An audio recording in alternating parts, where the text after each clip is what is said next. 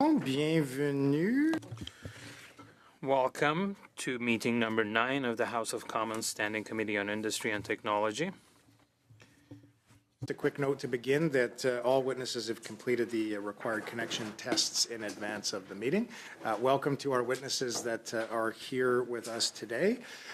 Just a very quick prompt that should you be using the earpiece and it's plugged in but not on your ear, if you can just make sure it's placed on the sticker in front of you. If it's not plugged in, nothing to worry about. Colleagues, we're going to be continuing with our defense industrial strategy meeting today, following which you are aware we will have a 1064 conversation that will occur immediately following the conclusion of the second hour of today's Defense Industrial Strategy meeting. We've got two witnesses with us for the first hour here, so I would like to first welcome from Aerospace Industries Association of Canada, Mike Mueller, who is the President and Chief Executive Officer. And from the Canadian Association of Defence and Security Industries, Kristen Ciafarani, President and Chief Executive Officer. Welcome to you both. You will have upwards of 5 minutes. We've got a pretty strict timeline today, so I'll give you a little wave when you're getting close, but if you had rehearsed marks that went significantly over 5 minutes, I might have to give you a little bit of a gentle cutoff, so I'll apologize in advance for that. Following that, there'll be rounds of questions pre-allotted based on a particular proportion of the represented political parties at the table here. If you have questions at any time, feel free to let us know. Mr. Mueller, we'll begin with upwards of 5 minutes to you for introductory remarks. The floor is yours. Perfect. Thank you very much, Mr. Chair and committee members. Thank you for the opportunity to appear before you today. I'm here representing Canada's aerospace sector, a strategic industry and national asset, with world-class companies of all sizes in every region of the country. For more than a century, aerospace has been a cornerstone of our national defense and a driver of economic growth. We have consistently delivered the capabilities and services our armed forces depend on, while supporting hundreds of thousands of Canadian workers across the country. We have been calling for an industrial strategy for a number of years. We have been encouraged to see the commitments from Prime Minister Carney and the federal government, and it's good to see all parties supporting increased defense spending. This is and needs to remain a nonpartisan issue. With Parliament now back in session, this is Canada's moment to turn commitment into action, and action will deliver long-term industrial strength and security. The choices we make now will determine whether we seize this opportunity to build up the defense industrial base and provide the capabilities our armed forces need to protect Canadians and our sovereignty. With the federal government focused on defense and significant new spending commitments, 2% of GDP this year, 5% by 2035, we are on the cusp of a generational opportunity. A strong industrial base isn't just about jobs and growth, it's also about providing our armed forces with what they need. It's about ensuring Canada has the autonomy and a capability to deter threats and defend our way of life. A strong industrial base guided by a strong industrial strategy is key to deterrence for our armed forces and ensuring we are, as the government says, building the strongest economy in the G7. This is something Canada has been missing and cannot afford further delays. The forthcoming defense industrial strategy must flow from Canada's national security strategy, acting as a roadmap to inform and guide the new Defence Investment Agency and ensure investments are made in a way that develops desired domestic capabilities and meets long-term priorities for both defense and the economy. The recent announcement for a Defence Investment Agency is a welcome step towards clarity and accountability, but the new agency alone won't deliver the capabilities Canada's armed forces need while building our industrial base without that industrial strategy. For industry to be a true partner for the government and our armed forces to help achieve our collective goals for defense, we need a clear demand signal that translates into commitments through a defense industrial strategy, including the capabilities and capacities we need in Canada. To quote the former NATO Secretary General, without industry, there is no defense. Industry is ready to step up to the plate and deliver timely, relevant capabilities. So I am pleased to see the committee playing a role in this important work. If effective defense procurement is to succeed, it must embrace a culture shift and focus on outcomes that strengthen Canada's security and competitiveness. In order to achieve this, we require a system that is rooted in early, formal, and ongoing engagement and collaboration between the government, CAF, and industry, ensuring strong engagement that enhances readiness, strengthens the industrial base, and creates high-value jobs right across this country. The strength of Canada's defence industrial base will also depend on a strong civil sector. Canada's aerospace ecosystem is deeply integrated. Dual-use technologies, exports, innovation all flow across civil and defence lines. A strong industrial base is critical to equip, upgrade, and maintain CAF requirements. That's why a broader aerospace industrial strategy to complement the defence industrial strategy is essential. I would humbly suggest that as one of the few countries that can design, manufacture, certify, and maintain aircraft from tail to nose, that aerospace be identified as a sovereign capability. The world wants what Canada already has. We need to ensure we are leveraging our capability for the benefit of Canada and our economy. That's why AIC continues to call for a defence industrial strategy, procurement reform and culture change, and an aerospace industrial strategy. This will help secure our long-term strength and competitiveness. Canada's aerospace sector stands ready to work with government, the CAF, and Parliament to turn those commitments into action. Thank you, Mr. Chair. Thank you very much, Mr. Mueller. Ms. Cianfrani, upwards of 5 minutes. The floor is yours. Thank you for inviting me. The Canadian Association of Defence and Security Industries, which I lead, represents over 1,000 firms that make up Canada's defence and national security industrial base. The government's commitment to establish a defence industrial strategy, the DIS, is the right course of action at this historic time. This is overdue given the threats to Canada's territorial sovereignty. The government's investment of over $9 billion this fiscal year to get Canada to the NATO 2% of GDP requirement, plus the commitment to achieve 3.5% within the next decade, risks being squandered without an underpinning strategy. Canada has not had a DIS in living memory. This is one of the sharp distinctions between us and our closest allies. Both the UK and Australia have had defence industrial strategies for decades and are constantly adjusting them in partnership with their domestic industries to meet evolving national defence and domestic economic objectives. This initiative is a very big deal for Canada, and we need to get it right. The leading expertise on the Canadian defence industrial base and its technologies and services, as well as the motivations to incent business leaders to invest in our future, resides within companies.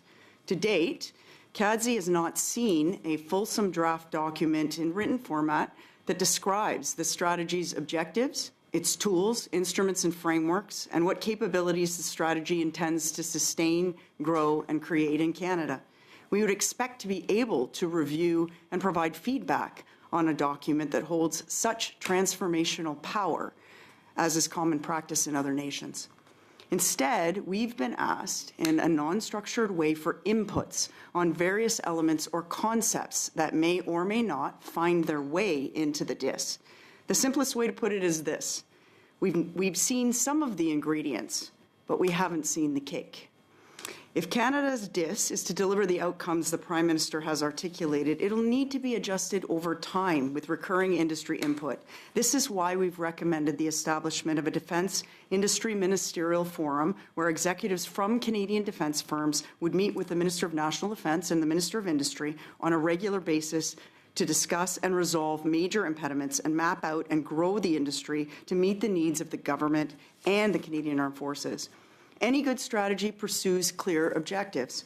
For the DIS, those objectives must be aimed at enhancing Canadian sovereignty, independence of action, and economic health. As the Prime Minister said in his speech at the University of Toronto this past June, a strong economy is foundational to national defence and security. That basic point should guide this strategy. Another core objective must be the health, growth, and resilience of the Canadian defence industrial base. More than a decade ago, a previous government had an initiative to improve economic outcomes from defence procurements. They set an explicit target to leverage defence procurement and grow the defence industrial base by over 40% over a decade, set at a time of zero growth in the defence budget. That target, which was met, is far too modest given the massive increase in defence spending and the Prime Minister's ambition to get as much as possible out of that spending for the Canadian economy. We suggest a growth target of 100% over 10 years. One foundational issue I know has been tricky for the people working on the DIS is the concept of sovereign capabilities. This is the idea that Canada will decide on a set of defence and national security capabilities that it will have some control over or be able to supply independently. We wouldn't need to rely on another country to deliver them in an emergency or otherwise. There could be services and technologies we know Canadian firms are good at producing now or that we need more control over. This list will evolve over time. To conclude, I want to be blunt about something that some find controversial. Any meaningful Canadian DIS must give procurement preference to Canadian firms that produce or could produce what the CAF and other national security agencies need. It's that simple. This means that it is integral to and informs the work of the Defence Investment Agency. The government needs the mindset and the tools to operate on that basis. And if the Defence Industrial Strategy does not embody that philosophy, I don't think it will meet the Prime Minister's ambitions. Thank you. Wonderful. Thank you very much both for your introductory remarks. Madame Dancho, the floor will be yours for 6 minutes. Thank you, Mr. Chair, and thank you to both of the witnesses for being here. It's excellent to have both of your informed expertise at this important study. And I think you were saying actually a lot of the similar things, which is really important in crafting the recommendations that we will make to government. And I think we all share the concerns of the challenges that we've seen in our armed forces in procurement and many others in the last decade. And I know as a patriotic Canadian, hearing our allies call us freeloaders and the allied defense is very hard to hear, and I think we all agree we need to change that internationally. And certainly at home, I'm very happy to see that Canadians are putting sovereignty as a top issue for them, probably since the first time since the Cold War era. So this is good news on that front, that Canadians are putting that forward as a main issue. So I did want to ask you about, you both mentioned the importance of sovereign capabilities, and we've had some challenges in this area over the last number of years. So I'll first focus on aerospace, and then we'll go generally. In aerospace, of course, we have a large sector in Winnipeg that we're very proud of and we'd like to see grow. So to Mr. Muller, what do you think it will take from where the issues are today and the struggles we're having to having clear sovereign capabilities on aerospace? What are some of the top two things that you can give to this committee? So I would maybe bring it back one more step, which is what I mentioned in my opening remarks. And I would agree, Winnipeg is a huge hub for aerospace, a lot of phenomenal companies there doing amazing things. When we look internationally as to how this is done, one, you need that national security strategy to identify what those risks are to the country, to the CAF, and then that industrial strategy needs to then flow from that, identify out some of the capabilities that are required that respond to that threat. One of the pieces that we've been talking to government about for a while is a full index of the capabilities and capacities we do have here in the country. And you need that full understanding of what we have. We have a high-level understanding, but there's so much amazing capacity in this country that I don't think the government even fully recognizes. But if you take a look at aerospace, I mean, I can go through the list. We're leaders in simulation, engines, maintenance, overhaul, production. We're one of the very few countries in the world that can design, build, certify, maintain an aircraft from nose to tail, and it's something we need to preserve throughout that industrial strategy. And I appreciate how you said that we do really have so much to be proud of in aerospace and generally in the defense space, but it seems like we get gummed up a little bit in procurement and the lack of strategy, which you both outlined. So to you, Ms. Cianfarani, I hope that I said that. Okay, good. Just sort of more generally as an overview, do you see the same issues that aerospace is experiencing as sort of a bottleneck issue, and how does procurement problems that we've seen for a while in government play into that, and how do we solve it? And in 2 minutes, if you could. I'll do my best. I think first and foremost, we actually have a lot of really good sovereign capability already residing within Canada, and that's kind of like one of the fundamental problems, which is we think that we don't have as much as we really do. I would draw your attention to the fact that we study this sector every couple of years. There is a very, very detailed Statistics Canada in Department of Industry or ISED study that goes very detailed into the capabilities that we have in the country, right down to micro data, which may or may not be available to you, but is certainly available to the departments. It is foundational that we procure, since procurement is the biggest lever, that we mindfully decide to procure sovereign capability through our procurement process. I would argue that one of the challenges we have is that our procurement process wants to, by nature, compete many things. We don't often use tools that we have available to us, which are called, generally speaking, national security exceptions or not in the public interest, where you can very expeditiously procure a sovereign capability should you want to. So those would be a couple of things, which is we need to inform ourselves on what's already within the country, and data exists on that. And then secondly, we need to prepare ourselves to procure these things without eroding the base that we already have. So it sounds like you're both in agreement that we have so much expertise, so much to be proud of. Of course, on the other side, we have incredible armed forces members. So we have everything we need. It just sounds like we don't have this strategy where we're all rowing in the same direction. The government may not even fully recognize the capabilities that we have already. To summarize, is that sort of what you're both saying? We need to recognize what we have and use it strategically. Is that to put it simply? And the only thing I would go also is define out what the threat is and draw the linkages between the threat and the capabilities that is required here in the country. And I think we've got to be realistic. We're not going to do everything. We're a country of 40 million people, but we can sure do a lot, and we have the capabilities and capacities here, and we need to double down and continue to grow that. Basically lean into what we're already doing really well, which is a lot of things from what you're both saying. It's just not sort of organized in a way that we could be doing it. I hope I'm saying that. Okay, yeah. We're not doing that we need to do, and we need to have those discussions. And you would agree? Yes. Yes. And that's, I think, all the time I have, actually. Thank you. Thanks very much, Madame Dancho. Madame O'Rourke, floor is yours for 6 minutes. Thank you very much, Chair Carr. Thank you very much for being here. We heard a few weeks ago from Associate Deputy Minister that we don't have time for silos because we are not in peacetime. And it was quite jarring to hear that. So there is an urgency, right, to get this defense industrial strategy right, both because of the global context and because of the need to expand our industrial base and supercharge our economy. So can you help me understand what the trade-off is between having a really well fleshed out, Ms. Cianfarani, you fleshed out exactly, we should know all of these things, that we should have basically an organization that oversees it. What's the trade-off between moving quickly or getting all those ducks in a row? How do we build and sail at the same time is my question. I think first, I don't know whether ADM, I assume it was Hadwin, whether she expressed that they have been working on the defense industrial strategy for almost 12 months now. So I would argue the sense of urgency has been happening for almost over a year, and I would assume, given that there has been many interventions to ask for information, that they would be in a position where they could at least launch some elements of a defense industrial strategy, whether it was, let's call it fully baked or not at this particular point in time.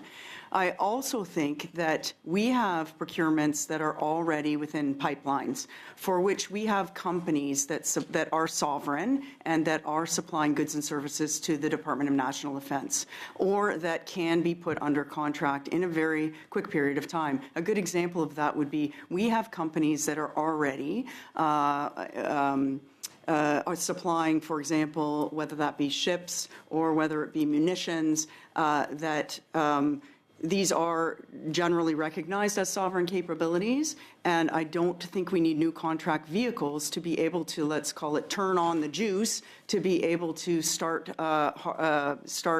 preparing ourselves for expediting contracts through vehicles that already are there. So that's one way you could start by, quick hitting many procurements that are in the pipeline, and then looking to the future 10 years, 20 years as to how you would sustain this pipeline for the volume of spending that we're going to get, which, you kind of have to keep queuing it up because the volume is going to be far surpass anything that we've seen in recent history.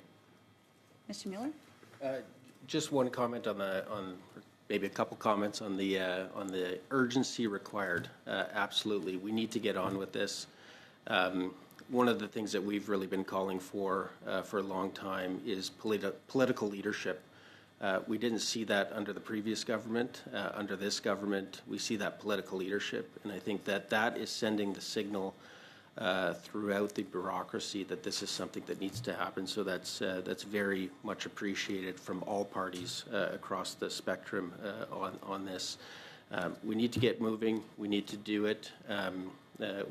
What Kristen had said is absolutely correct. There's certain ones in the pipeline. We need to move on it. But there has to be that cultural shift with engaging early, often with industry, making sure that industry has a voice at the table as these policies are being developed. There's been a flurry of activity, in fairness to the government, throughout the summer on this, but we need formalized input into these types of strategies. And then when the strategy is released, ongoing revision. The world is changing at an increasingly rapid pace. Innovation, technology is also changing at a rapid pace, and that strategy has to evolve and keep up with that. And you have to bring together industry into that conversation. Okay. Second question is, we are going to have a budget on November the 4th, which is going to fund these essential initiatives. And I'm just wondering if you want to speculate on what the cost of inaction on this file might be. How might an increased reliance on foreign supply or missed innovation opportunities or an immature industrial policy or industrial supply chain impact our opportunities as a country and our development in the coming years? So why the urgency to act now and fund it now for this moment and also in the medium and longer term? We got 60 seconds for collective response. Are you going to take it? Or? I get it. Just aerospace in particular, very long lead times for product development pieces that are happening. So we need the clarity, the certainty as soon as possible. When companies are evaluating investment decisions across the board, that certainty is absolutely required. So the cost of not doing it is the loss of high-paying, the loss of the creation of high-paying, good-paying jobs right across the country, and developing that capacity and capability from a domestic perspective. I think the cost of not doing it is a little bit different from Mike's. I think we have been signaling on the world stage that we are going to be prepared to meet our 2% of GDP commitment to the rest of the world, and failure to do so would be would result in serious reputational damage to Canada if not already being looked at as a partner that doesn't perhaps put its fair share in. Okay, merci Madame O'Rourke. Monsieur Saint-Marie, 6 minutes.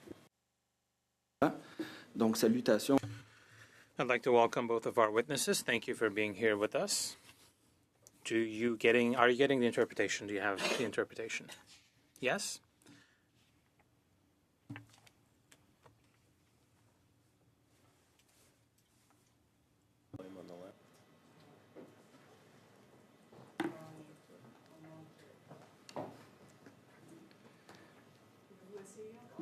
Oui, donc Okay. Okay, good to see that it's working. I mean, with the new mics, it could be a little finicky. My first question will be to Mr. Mueller, but I'd like to thank both of you for being with us today and for all the information that you are providing us with. Mr. Mueller, before we start talking about defense and the aerospace industry, I'd like to come back on the luxury tax that applies to aircrafts. Is this still an issue that is a worry for your industry? And at what point are we when it comes to this tax, which has been weighing down on the industry? Merci pour la question. Thank you for the question. Talked about the budget, so I have hope that the upcoming budget will address this. But it is of serious concern to the industry right now. And in my opening remarks, I talked about the interplay between defense and the civil side. And right now we have government policy that is a job-killing tax on our industry that we are seeing significant impacts. We've lost over $2 billion in revenue for the business aircraft industry. We've done some independent analysis. This is impacting over 6,000 jobs right across the country, a vast majority of that throughout the supply chain. When you take a look at the lost revenue that is there, we've lost $90 million in GST, $90 million in income tax. The government has only collected approximately $15 million off of aircraft, and it costs CRA $14 million to administer this program. It absolutely makes no sense when we're all very attuned to increasing taxes and tariffs and all sorts of things across the board, to have our own government putting in place a job-killing tax on our industry. We're talking about the good-paying jobs that the defense side brings, but on the civil side, it's absolutely devastating to certain portions of the industry. So if we want a strong aerospace economy, we need to take a look at the defense side, which is what we're doing, but the government also needs to take a look at some of the taxation measures, the punitive taxation measures that are currently in place, impacting workers right across the country. So huge concern for us. Something that we'll be very closely watching in the upcoming budget. And we're very hopeful that the government will see the errors of their ways and correct some of that taxation issues. oui, merci beaucoup. En effet, souhaitons que la nouvelle Thank you very much. So the new government and the new prime minister have been working on this issue, but as you're saying, the numbers speak for themselves, and the government is depriving itself of revenue, of income, compared to what they are bringing in by imposing this tax on the industry. So let's hope that the government reviews this approach. When I met with the Minister of Finance, I said, I have a proposal for you to bring in over $150 million in revenue. Get rid of the luxury tax. You're only bringing in $15 million, but the lost sales alone will generate $150 million. So usually when we talk about budgets, it's always asking, but here's a common sense solution that would generate some revenue for the government. So c'est bien entendu. Merci. Thank you. That's well taken note of. And of course, there are thousands of jobs that are lost because of this tax. Now, let's come back to the defense industries. Now, for you, a defense industrial strategy is absolutely necessary in order to reinforce the defense industrial base. Do you think that this should be considered as part of an aerospace industrial industry that is larger and more global?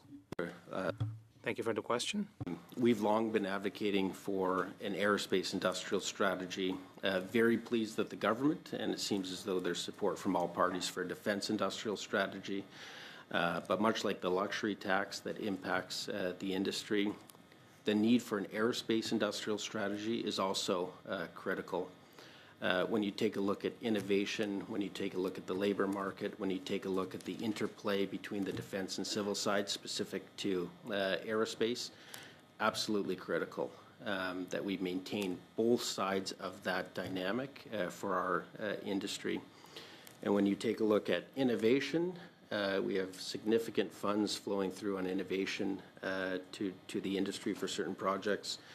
We need the government, again, to be the first buyer of that innovation. And then with aerospace, 90% of what we do is export related. And so there's a huge component both on the civil and the defense side to generate contributions to Canada's GDP with respect to that export piece. So civil and defense side, huge export opportunities if we can get these strategies right. OK, merci. Donc, c'est ça. Thank you. So the defense industry and the civilian industries, these two need to be doing well for the global industry to be doing well, so they complement each other.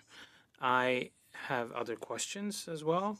You talked about the need for a change of culture in the industrial realm. 15 seconds, 30 seconds, if you could elaborate maybe on that point. Culture is absolutely needed, and I will give credit to the Prime Minister and his announcement on the Defence Investment Agency. The third part of that announcement was identifying the need for that cultural shift. So how can industry help the government with respect to some of these procurements, have earlier ongoing engagement to make sure that we're shortening down these procurement timelines? Absolutely critical. Merci, Monsieur Saint-Marie. Ms. Borelli, 5 minutes. Is for Mr. Mueller. Oh, did I? Okay. Mr. Mueller, as head of AIAC, you represent the aerospace firms that will be asked to deliver much of the hardware, systems, and dual-use technology behind any Canadian defense modernization. In my riding of Tecumseh, Windsor, Ontario, we have a lot of precision manufacturers, and we have some aerospace suppliers as well, even though they all face trade and workforce pressures. What concrete procurement and industrial policy reforms should the government adopt immediately to ensure announced defense spending translates into sustained jobs for small and medium enterprises? Well, thank you for the question, and I would agree with you. There's world-class machine shops, world-class manufacturers right across the country, and I've had the opportunity to visit quite a few of them, and in the most unexpected places also, creating good-paying jobs right across the country. The number one piece, and we've been saying this for probably 5 or 6 years, is that industrial strategy. So the number one thing the government can do is put in place an industrial strategy to formalize out where the government is going with respect to some of these procurements, and painting that picture as to how that then flows through the different supply chains. And it's got to be the full life cycle of this. You got to take a look at the innovation side. The government has some pretty serious commitments with respect to innovation funding. Borealis, not a lot of details coming out of that. That has to be formalized. Then first buyer for a lot of these pieces that the government is then funding, and then again exporting.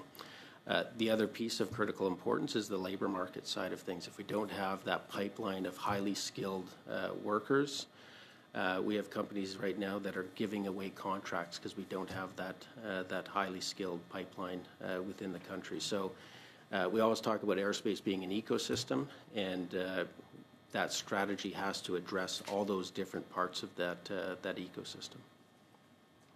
I was going to ask you another question, but you just said something that piqued my interest in regards to having enough skilled labor.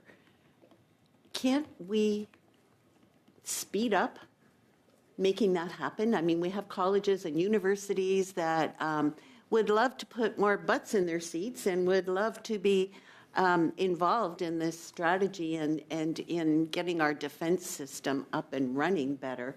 What can be done to speed that up? Part of the challenge is at the provincial level. We have a lot of companies. Mr. Mueller, you just got to push the button on the microphone. It should automatically illuminate, but look for it to be red. There you go. If you just want to start again, because that's how our translation functions. Thank you.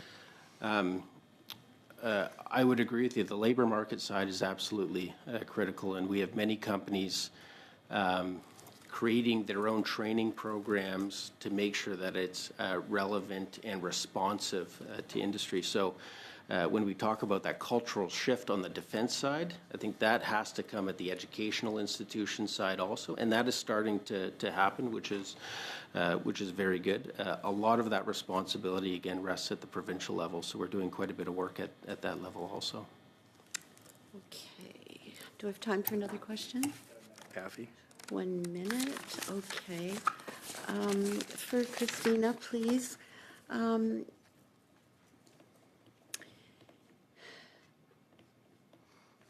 Tens of thousands of Canadians are employed in the industry, and industry invests heavily in R&D. Yet many small and medium enterprises across Windsor, across Ontario, across Canada, I believe, are worried about being shut out of major defense procurements. So what policy reforms can help solve that problem? So thank you for the question. It's a very good one. Our typical policies in general are generally compete largely everything. So in the case of small companies with unique technologies that are selling directly to the federal government, I would argue that we should potentially even be skipping a competitive process with foreign entities, perhaps by signaling that certain capabilities you want within your country, you can limit it to Canadian-only companies, which we don't do very often. The second thing is we have largely passive policies with respect to when we deal with foreign OEMs, which are largely the platform providers. So if you look in the case of the aerospace side, most of the platform providers, platform being aircraft, are foreign, even if they do have a small Canadian component to them. So these smaller Canadian companies are in those supply chains. And what you need to do is be far more interventionalist as to how you want those foreign primes to pick up smaller Canadian suppliers within their supply chains. But you need to do that a lot further up front, because when you purchase something off the shelf, largely a foreign prime contractor is not incentivized to change over their entire supply chain for the low volumes that we do in Canada. We have some tools that could be used. The industrial technological benefits policy is one of them to try and stimulate getting small businesses in foreign supply chains, but it's largely, like I said, passive. It's not done far enough up front in the development stages to push Canadian firms within the supply chains of these foreign OEMs when they're actually building the aircraft. It's 5 minutes. Thank you, Mr. Chair, and thank you to our witnesses for joining us today. And Mr. Mueller, great to see you here. I know I had the opportunity to discuss a lot of this in Abbotsford in British Columbia during the air show. I had the opportunity to meet with House representatives in the Pacific Northwest, respective regions that, with our neighbors down south, and having our defense system so interconnected, we talked a lot about how many of the suppliers come from Canada. In your opening remarks, you talked about how we can manufacture in the aerospace sector tail to nose, and I have some experience in there. Many years ago, I used to work on aircraft. But if you can tell us, like, with respect to the suppliers and the capacity of our suppliers here, how we can do that sovereignly in Canada, if you. Well, it's great to see you again, and I appreciate your support always at the air show and the industry event we do in British Columbia. And British Columbia is a great example of an aerospace cluster, much like I got to go across the country, like Manitoba, Ontario, and Montreal. Capacity is there. Industry needs certainty. And certainty comes through this defense industrial strategy from the government. Right now, and we've been saying this for quite a long time, we're in a process of transactional approach with respect to defense procurement. That strategy will outline where the government is going, give the industry certainty, give those large primes the certainty on how to invest, how to develop that supply chain within the country. And so absolutely critical to have that industrial strategy in place. sooner rather than later, and again, bring the industry into that conversation. And maybe same question to you, Ms. Cianfrani. And maybe if you can add to a little bit more about specifically the steps that maybe we can take with respect to incentivizing maybe our suppliers, that sort of thing. Yeah, so I think one of the things that we have shied away from, to Mike's point about we operate very transactionally, we look at everything from a procurement by procurement basis, which means that you don't get these very large economies of scale, and you also don't get business capital being invested because the buying is too small and it's lumpy. So if you want a very large prime, whether that's Canadian or even foreign owned, to start integrating parts and components or sensors from your own supply chains, you have to be doing that much farther up front, and you have to have a relationship which is going to guarantee them that they're going to guarantee that they're going to get their return on investment from you over time. It's a little bit like flipping our mind around from doing buy to a more longer term strategy where you have a partnership with a particular company that you know is going to evolve a product over time. Think about, like, I don't know, your Microsoft Office, and the next generation is coming. So if you build partnerships with that, with either foreign OEMs, or I would argue really good ones are like we've done in our national shipbuilding, you can start looking 20, 30, 40 years down the road, and then you have more leverage to say to those firms, can you please integrate my Canadian technology within that very large and sort of guaranteed, if you will, longer-term investment plan. Just building on that, actually, if like, how can we ensure that Canadian SMEs and startups in the defense and national, security sector remain a focus of national procurement strategy and not get sidelined by a larger multinational firm? One of the ways you can do that is being far more, like I said, interventionalist than we are currently right now. The tools we use are passive. They require other companies to choose where they invest. Using a defense industrial strategy, you would call out specifically areas of interest where you wanted foreign primes. For example, you would say, I don't know, this particular sensor or this particular capability will be Canadian, and our expectation when we're doing the contract is that you will embed this Canadian technology in our variant. And if you start to be like that, like heavily interventionalist, which in general we are not, because we have such low volumes and it's always in any given moment in time. If we change our thinking around, I truly do think there will be more opportunities for small businesses to enter in these supply chains. Yeah, I'll stop there. Thank you very much. Thank you, Mr. Baines. Monsieur Saint-Marie, 2 minutes, 30 seconds. Oui. Mr. Saint-Marie, 2.5 minutes. Thank you. The question will be for both of our witnesses a minute each, if possible, now in connection with an issue raised by my colleague, Mr. Baines, and you referred to it as well. But I'd like to ask you about the impacts of the procurement deadlines on your capacity of investing in innovation and improvement of labor. A minute each, if you can. I'll go first. So one of the challenges is that innovation can come from any company, any kind of company, but there is a lot of innovation that comes out of small to medium-sized enterprises.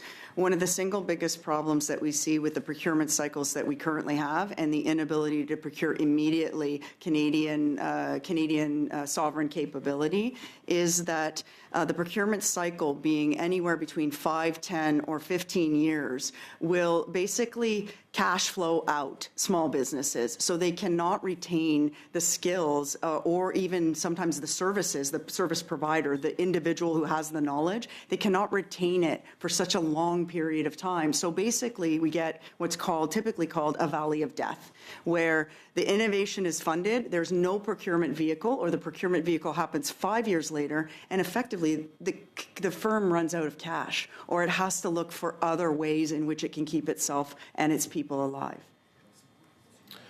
So maybe just to build on that, predictability, having the government come forward with their expectations earlier provides that certainty. I think as part of this, especially for small businesses, government needs to take a look at those payment schedules. How do you pay in a timely manner? How do you pay maybe ahead of schedule? A huge area of opportunity is on the innovation side. We have this Borealis, we have these commitments.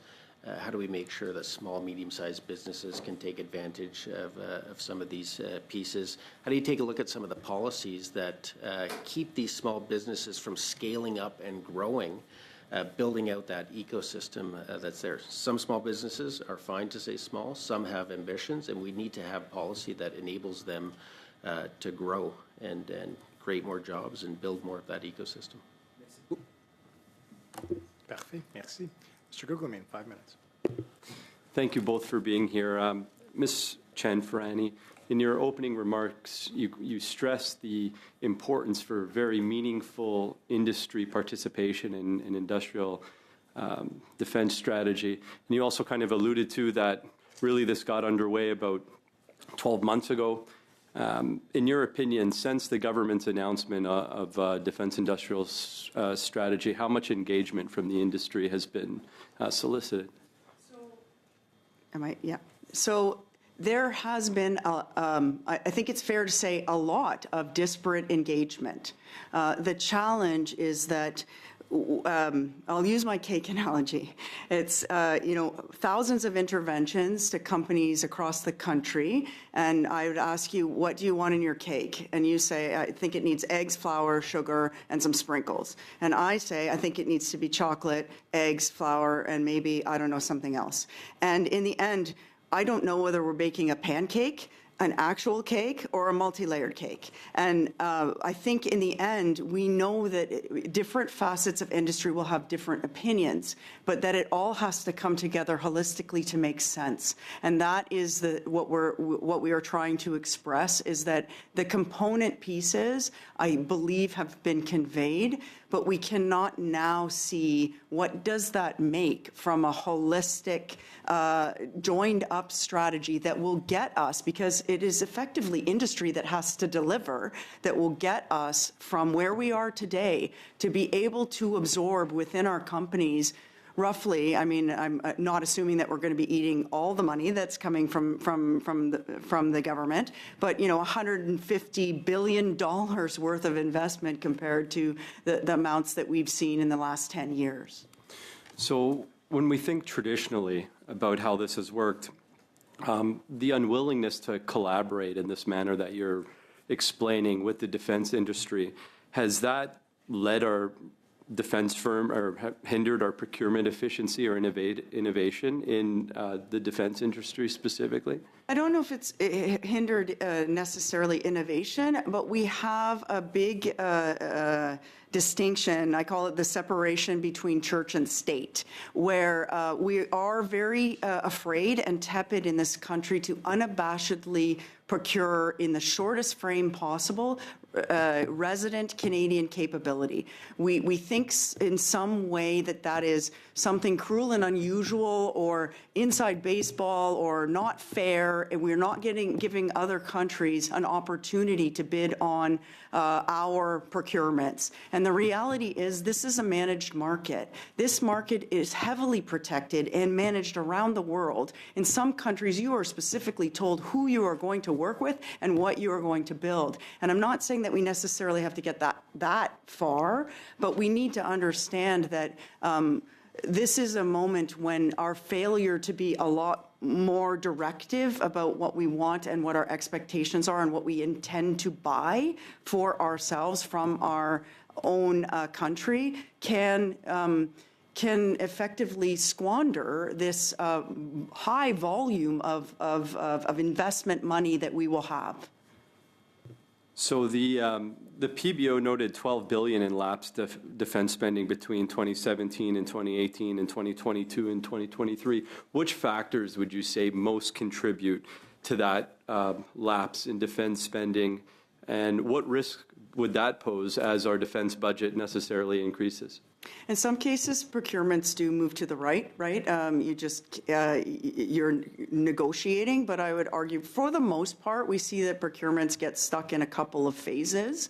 One is the actual procurement to contract phase, it can take years, and the first happens a lot more upfront. We call it requirements definition and options analysis, and it can take 5 years before it gets out of options analysis. And one of the contributing factors for that, which you would have to validate this with the Canadian Armed Forces, which is they are the owners of the requirements and options analysis part of the process. Is I believe the changeover in posting cycles with individuals that come in and out of the procurement process. So perhaps if we civilianized that a little bit more, got it stable, and actually set some targets and mapped out the process, we might be able to reduce bottlenecks and other inefficiencies in the process, as well as perhaps have stable individuals that are there year over year, which would allow a more efficient process. Thank you. Thanks very much, Mr. Guglielmin. Ms. Akan, 5 minutes. Thank you, Mr. Chair. Mr. Mueller, you mentioned the long lead time in product development. So how prepared are our Canadian SMEs to engage in partnerships, such as with countries that have field-proven or mission-proven systems, in order to attract investments and strengthen Canada's defense industrial base? And how can private capital be utilized in this sector better, with the largest buyer of the defense industry being the public sector? How can private sector funding and investments be made to strengthen the industry as a whole? Well, maybe I'll take that in reverse because it's a great question. Private sector investment will follow government leadership, and that's incredibly important. So we've long talked about the need for political leadership, and I would say, if we want to talk about delays, we needed that political leadership. I feel we do have that political leadership now, so we need to move forward on that and that consensus amongst all parties with respect to this. It's interesting, I was at an international group of industry leaders, and they're paying attention to Canada, and they are now seeing the commitment and the profile that is being given to defense, and international companies are looking at how they can invest in Canada because of what's happening. They don't know where to go or how to do it, but it's on their radar, and so they are looking for that defense industrial strategy, so it's absolutely critical. When you take a look at the small, medium-sized businesses, we are truly in aerospace specifically, it is a global supply chain. So our small, medium-sized businesses, they're no strangers of that international supply chain. So again, the predictability that's going to come with a defense industrial strategy will spur on that private sector investment, will spur on those opportunities for the supply chain. When you take a look at, if we take a look at some of the impacts and benefits to the supply chains from some of these major procurements, it's 60-70% go through the supply chain. So absolutely critical for those small, medium-sized businesses right across the country. Thank you so much. Mr. Mueller, you also mentioned that the shortage of skilled labor, and we all know that defense industry is a very skill-oriented labor. So our government has pledged to invest in training programs, skilled trade apprenticeship, and also retraining support for workers in key industries. Do you see these investments as value for the strengthening Canada's sovereign industrial capability? So in a short answer, yes. Any investment going into the labor market is much needed. I would say more, but also being strategic about it, working with the provinces to make sure that the funding is going to the best places, responding to industry needs as opposed to trying to fill seats is absolutely critical. So again, that cultural shift we need to see, that we're starting to see on the defense side, we need to see that on the educational side also, and it is coming. It is a work in progress. Do I have time? Are there any particular areas where Canada is closer to achieving industrial self-sufficiency, especially when it comes to defense industry?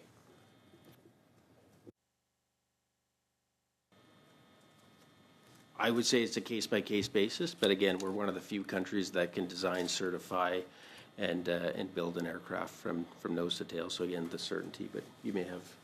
Yeah, I mean, I do. I certainly think that we have, so we're going to be receiving a lot of assets that have a significant amount of data.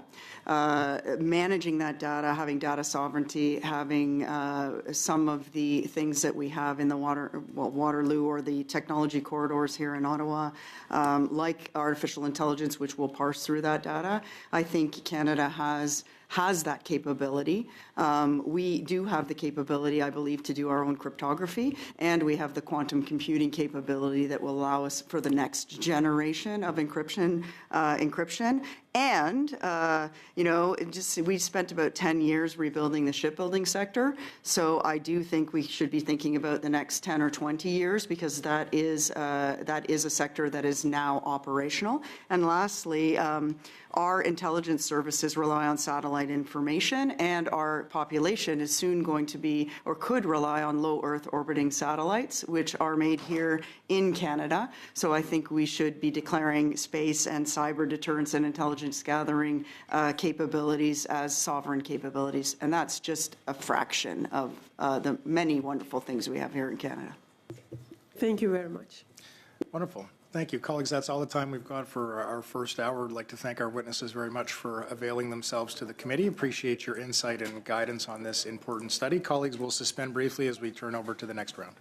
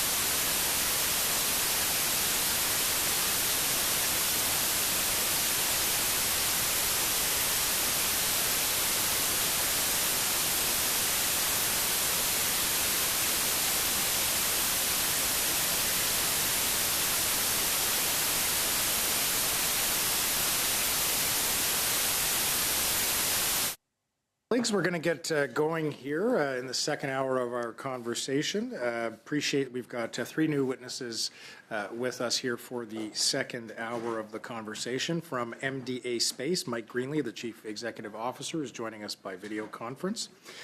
From 19, Michael Smith, the Chief Operating Officer.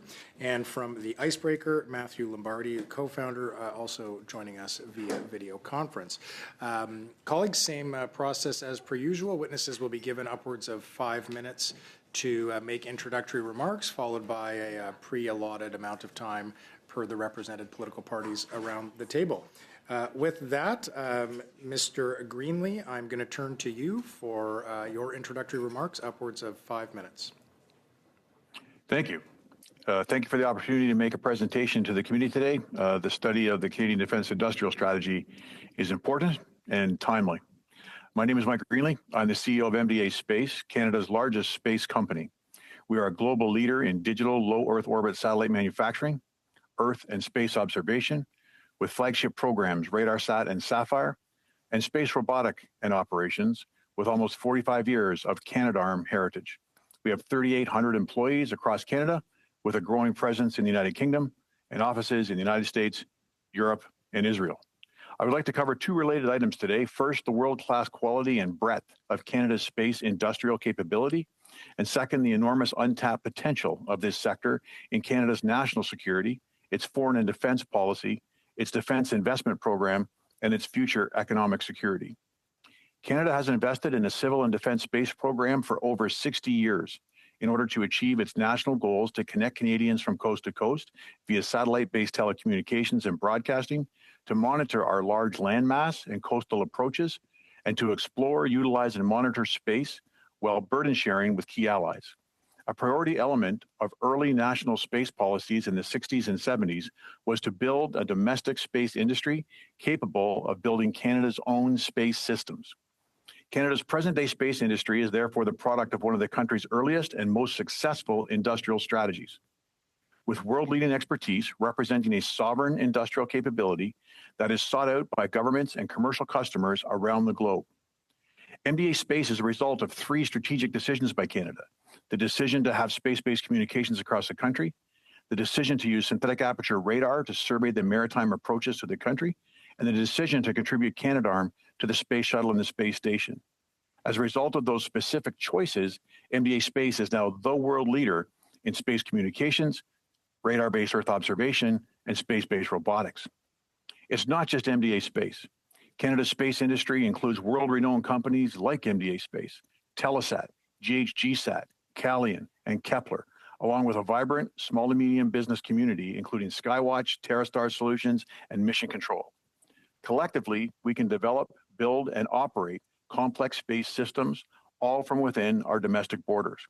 With commercial spaceports and rocket manufacturers like Maritime Launch Services, Reaction Dynamics, and Nord Space quickly making progress, Canada will soon have launch capability, an important milestone that will complete our country's end-to-end space industry capability. There is little that we cannot do. In the last few years, a new and more commercially oriented space era has emerged where nations, along with their industry, are moving swiftly, decisively, strategically, and in partnership to gain a foothold in this rapidly expanding sector. Catalyzed by the drastic reduction in the cost to launch satellites to space, the space economy is projected to grow from $600 billion in 2024 to $2 trillion by 2035, representing one of the fastest growing and innovative industrial sectors in the world. Countries are partnering with commercial companies to bring sovereign space capability to market quickly and efficiently. With rising geopolitical instability, global government expenditures on military space programs surpassed spending on civil space programs in 2023 for the first time, highlighting the growing importance of space to national security. Allied governments have recognized the power of partnering with their innovative space companies to jointly develop space and satellite missions using alternative procurement processes that enable speed. In the context of a historic geopolitical shift, Canada's new government committed in June to reaching our 2% NATO target by March and to reach 5% by 2035. I commend Prime Minister Carney and his government for this significant commitment that has the potential for far-reaching transformation of Canada's economy and national security. To maximize this investment, Canada should focus on key areas of national strength where industry has the capacity to quickly deploy nationally significant and allied relevant capabilities with the potential to be a joint force multiplier. Canada's space industry meets these criteria and can enable one of the quickest paths between decision and outcomes in areas like advanced military satellite communications, C4ISR, space domain awareness, and precision navigation and timing, or PNT, and responsible counter-space operations. By working with Canadian space industry leaders as strategic partners and leveraging dual-use commercial space technology, Canada can dramatically accelerate the design and the delivery of required sovereign space capabilities to deliver advanced space missions at the speed of relevance. If new procurement approaches are empowered, this can be performed without significant demand on D&D staffing capacity, as industry can design, build, and operate and maintain these turnkey space systems under Defense Command and Control as a commercial service to D&D. Investing in space defense capabilities will not only enable Canada to protect and assert its sovereignty, but will also serve to enhance Canada's economic security and high-tech sustainability with future prosperity. Thank you for this opportunity, and I look forward to your questions. Thank you very much. We are going to go, I think we'll stick with online here. So, Mr. Lombardi, we'll head to you for upwards of 5 minutes for introductory remarks.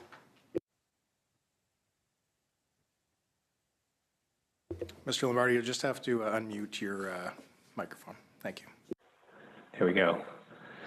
Thank you so much, Chair and members of the committee, for the invitation to appear today. My name is Matthew Lombardi, and I'm the co-founder of the Icebreaker, Canada's Defence Innovation Network.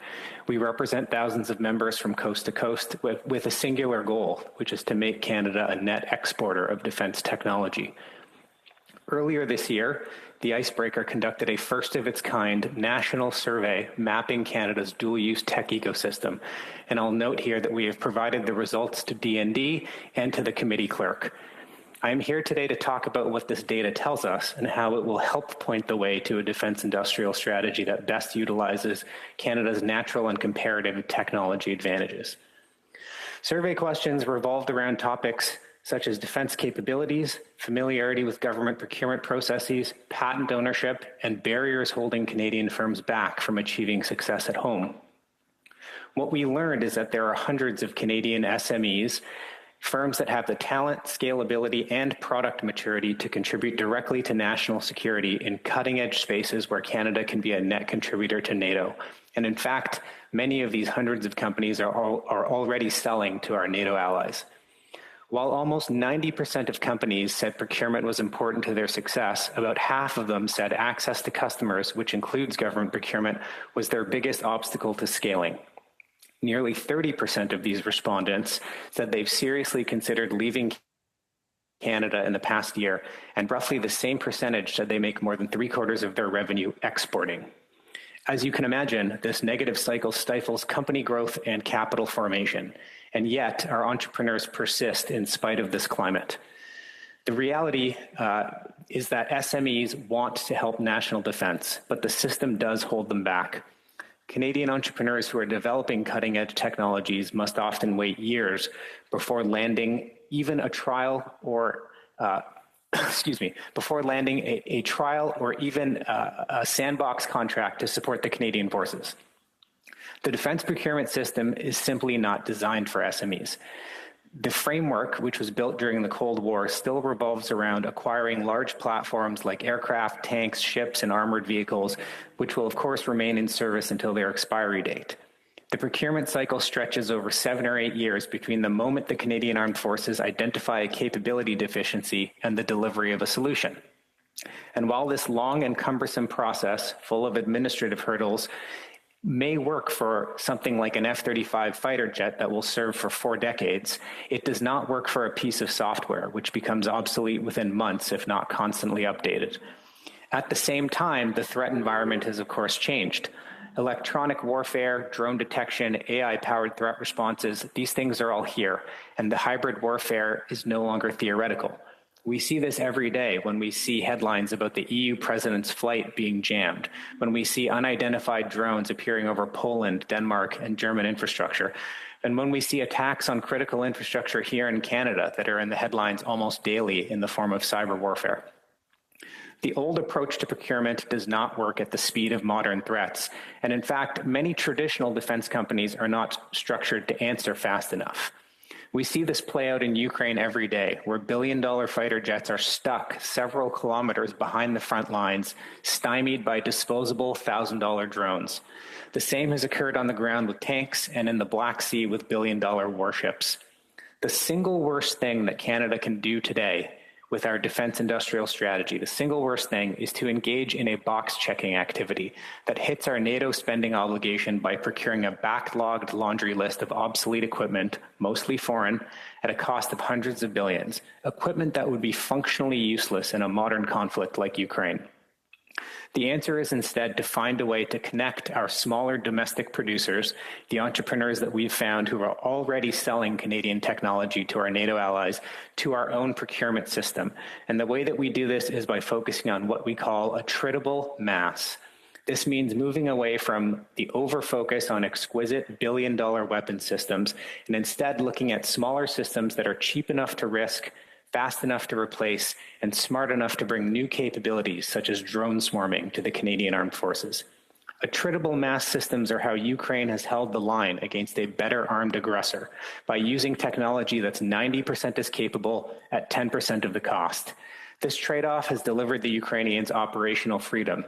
It's allowed their military to operate and iterate faster than a larger adversary who was initially trapped in the cost spiral of high-end hardware. An attritable drone may cost as little as $50,000 rather than several million. An attritable submarine might cost $10 million, not $2 billion. If Canada wanted to, let's say, patrol the Arctic, it might be nice to have a network of hundreds of attritable unmanned submersibles, which we can build in Canada and build quickly, as opposed to receiving just a handful of billion-dollar submarines many years from now. Many people will appear before this committee and they will ask you to set percentage targets for things like a percent of new procurement spending that must go to Canadian firms. The icebreaker is asking for nothing less than a rewiring of how our country thinks about a defense industrial strategy. In order to take advantage of Canada's existing strengths and our domestic entrepreneurs, and at the same time respond to the modern threat environment, we must rewrite defense production and procurement for the era of attritable mass production. Buying large quantities of attritable systems requires a fundamentally different kind of defense industrial strategy, one where bespoke performance goals take a distant backseat to speedy production, schedules, and lower costs. Thank you very much. Okay, thank you. Good. I was just going to get you there. I appreciate it. Went a little bit over, but that's okay. Useful information. Mr. Smith, the floor is yours, upwards of 5 minutes. Thank you, and good evening. The world is in a state of persistent competition, often devolving into conflict, enabled in large part by emerging and disruptive dual-use technologies. As Canada contemplates its way forward in this period of heightened Appel au règlement, Monsieur le Président. C'est pas le bon micro qui est allumé. Point of order, Chair. It's not the right mic that's on. Start from the top, please. My pleasure. Yeah. Yeah, so just push that button. Perfect. You're good to go. All right. And just straighten it. There we are. Take two. Perfect. All right. Over to you, my friend. The world is in a state of persistent competition, often devolving into conflict, enabled in large part by emerging and disruptive dual-use technologies. As Canada contemplates its way forward in this period of heightened geopolitical risk, we must begin by asking what it means to win in the 21st century. I argue that winning today is less about tanks, drones, and artillery shells, and more about building a dynamic and agile economy, one that leverages Canada's comparative advantages to generate prosperity while ensuring our security. Achieving this outcome will only be possible through the deliberate alignment of public and private capital to accelerate the dual-use technologies essential to Canada's productivity as well as our national security. My name is Michael Smith, Chief Operating Officer at 19, Canada's first and only defense and dual-use focused venture capital fund. Before joining 19 in 2022, I spent 13 years in the regular force with the Office of the Judge Advocate General, specializing in operational and international law. I completed a Master's of Laws in 2019, focusing my research on lethal autonomous weapon systems. This combined experience now shapes how I see Canada's position in a rapidly evolving global landscape. Canada finds itself at an inflection point. Public and private sectors alike have a rare opportunity to collectively shape the development of our defense and dual-use ecosystem. Taking full advantage of this opportunity demands that we focus on the three core components of any ecosystem: competency, capital, and customers. Other witnesses have already spoken to elements 1 and 3, highlighting Canada's need to safeguard our talent as well as our abysmal history in procurement. I will focus on element 2, capital. Returning to the idea of winning in the 21st century, I begin by cautioning that a defense industrial strategy, in the absence of a broader industrial strategy, risks learning the wrong lesson. Indeed, Canada and our allies didn't win World War II because of our defense industrial base. We won because we were able to weaponize our existing industrial base, demonstrating the enduring truth that security is achieved not by building more weapons, but by investing to build the economic and technological strength that makes weapons possible in the first place. China soberingly illustrates this point. By controlling the supply chains and technologies that underpin present and future productivity, rare earth elements, batteries, microelectronics, robotics, and advanced manufacturing, it now possesses the ability to weaponize its manufacturing might without significantly impacting its industrial output. It is estimated that China could weaponize 1 billion drones using less than 1% of its assembly capacity, less than 5% of its battery output, and only a fraction of its printed circuit board production. That capacity is not the result of a Chinese defense industrial strategy. It is the byproduct of industrial strategy executed at scale, built upon a foundation of investment into emerging and disruptive dual-use technologies. Canada will never match such industrial scale. We must therefore focus our resources where we could lead. In a world of constrained capital and finite industrial capacity, we must be deliberate about where we invest to build sovereign capability and where we collaborate with trusted allies, striving to become a net technology maker rather than taker. Yes, we must maintain a baseline capacity of classically understood defense capabilities, such as shipbuilding and munitions production, but this alone will not guarantee our success in today's world. Canada's recognized strengths, artificial intelligence, quantum, advanced materials, energy, and the critical minerals that underpin them, must form the backbone of a national strategy that builds economic power, strategic autonomy, and deterrence in equal measure. In the end, only capital will convert this ambition into capability: aligned, coordinated, patient capital. And yet, among our allies, Canada stands out for what we don't yet have: instruments to align public and private capital towards strategic technologies, like the U.S. Office of Strategic Capital or the UK's National Security Strategic Investment Fund. Thus, after setting a national strategy that plays to Canada's strengths, I believe the single most impactful thing the Crown can do is to seed the venture capital ecosystem to ensure that critical early-stage technologies make the leap from concept to commercialization. But we do not expect the government to do this alone. Like the OSC and NSIF, the Crown's role is not to pick winners, but to shape behaviors and catalyze change across private capital markets. By aligning public purpose with private capital, Canada can show that defense is not a dirty word, but a cornerstone of national resilience, unlocking billions in investment and making capital itself a strategic instrument of national power. The task before us is not to build a war economy, but a winning one. Government must set clear priorities, provide predictable demand, and align policy so that private capital can flow toward technologies that advance both our prosperity and our security. When public purpose and private capital move in the same direction, we build more than technologies. We build the enduring industrial and economic strength that winning in this century demands. Thank you. I look forward to your questions. Thank you very much, Mr. Smith. Okay, we're going to begin our line of questioning. Mr. Guglielmin, the floor is yours for 6 minutes, sir. Thank you to all the witnesses for your opening statements and for appearing at the Industry Committee. Mr. Smith, I'm going to start with you as a Chief Operating Officer for a defense investment firm. You're familiar with the industrial technology benefit policy. Conservatives definitely support benefits of defense contracts flowing to Canadian industry, but increasingly I've become concerned with some of the issues that have been raised with the policy. Just wondering if you felt that a comprehensive audit of the ITB might be beneficial to identify opportunities to maximize impact on domestic industry.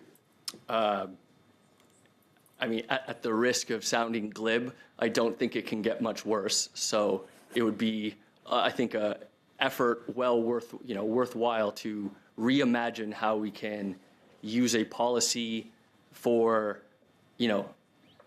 truly that runs the gamut from size of company to unlock this capital.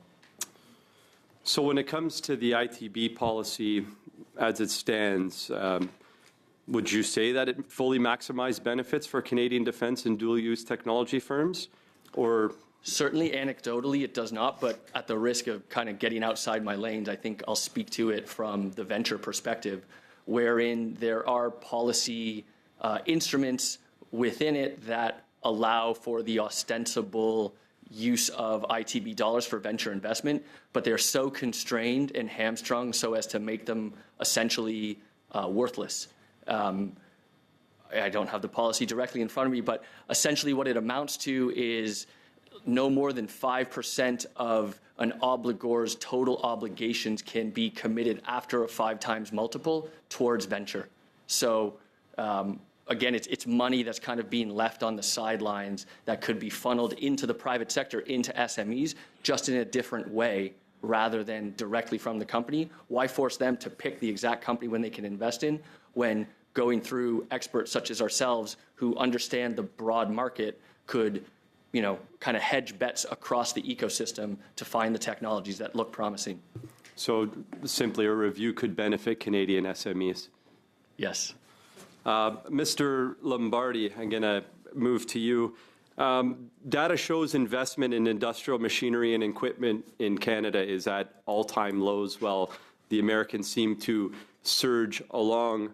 In your view, have excessive regulatory issues contributed to this decline?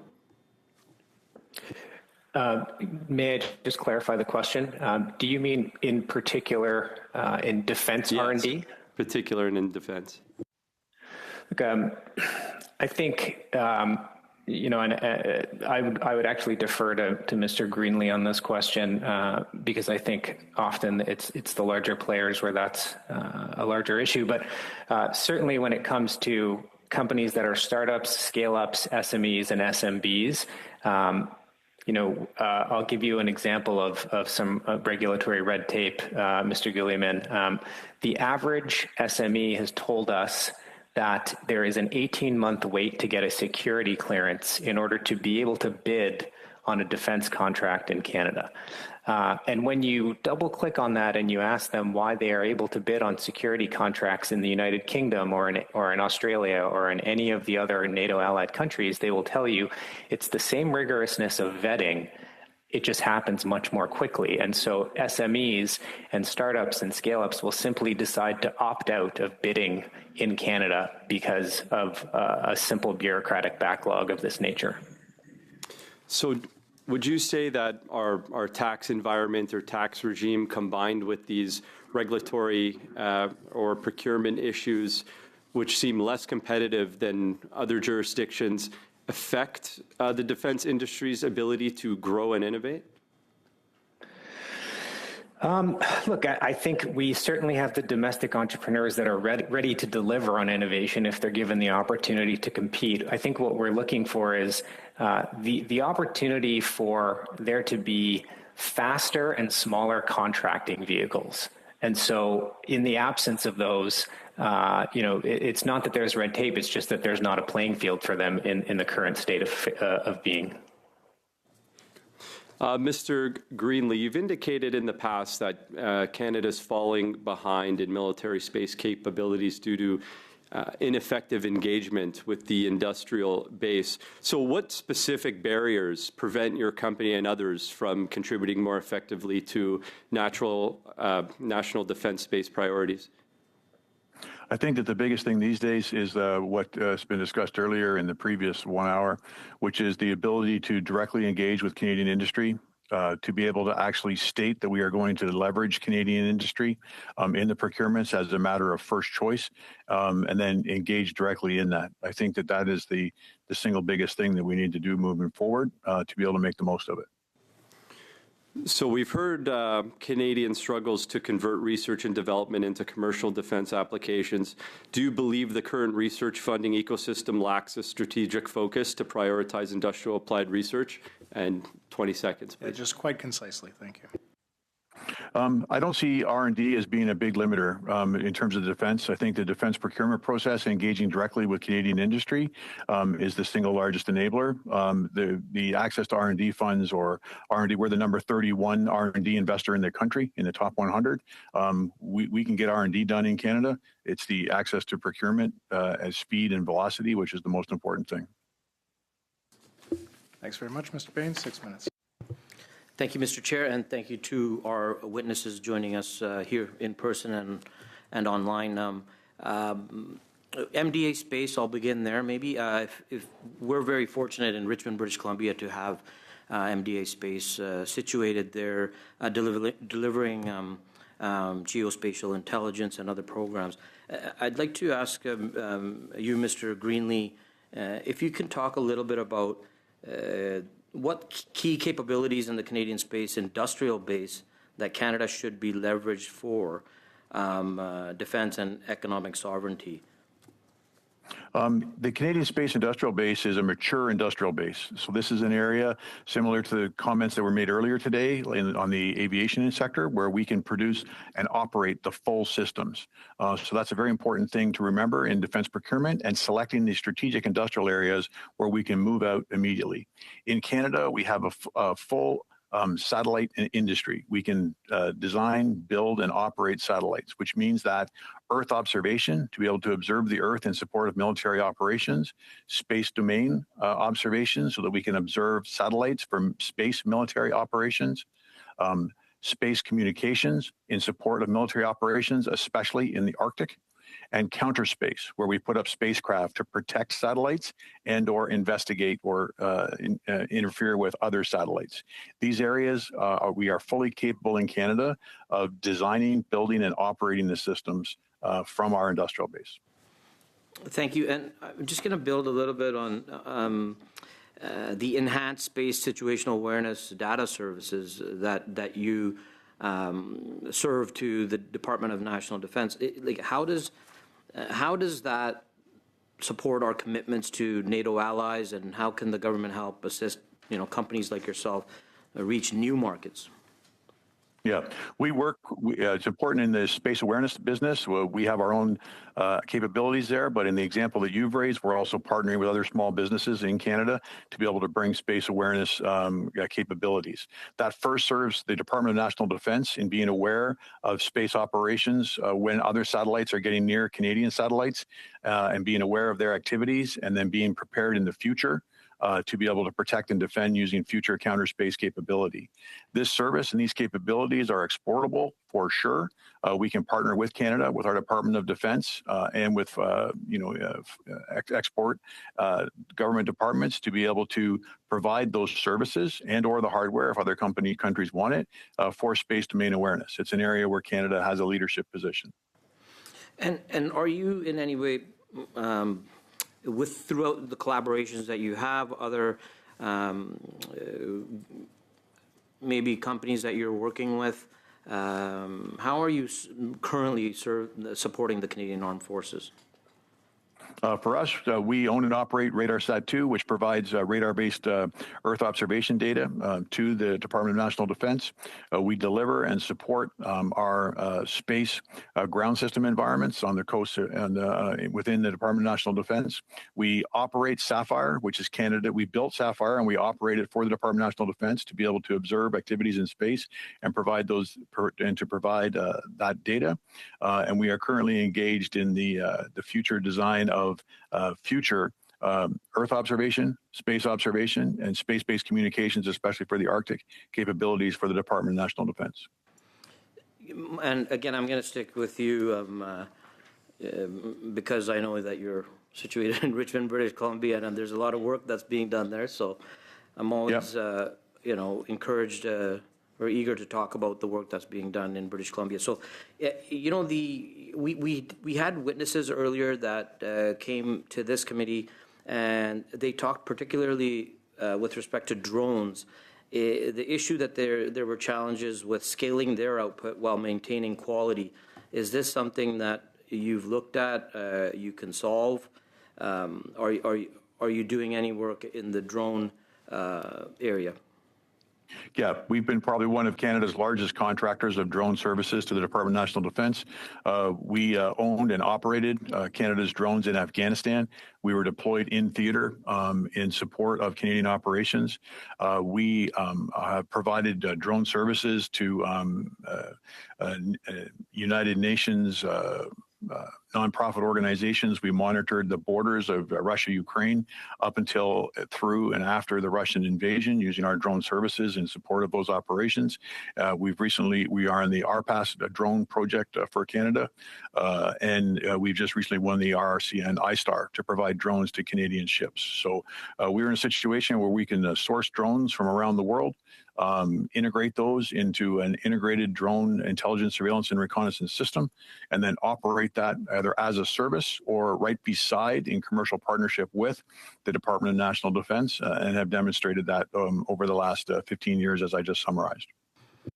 Okay, and part of our role here is to get recommendations. So I'll very quickly, I think there's only a little bit of time. What do you feel are the key transformations that need to occur in order to spend the 4 times as much money on defense to the benefit of Canada's national and economic sovereignty? Yeah, we need to accelerate the procurement cycle.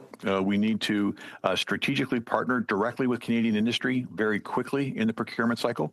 And then we need to change the role of the Department of National Defense and industry. National Defense should be the mission authority and say what the mission should do.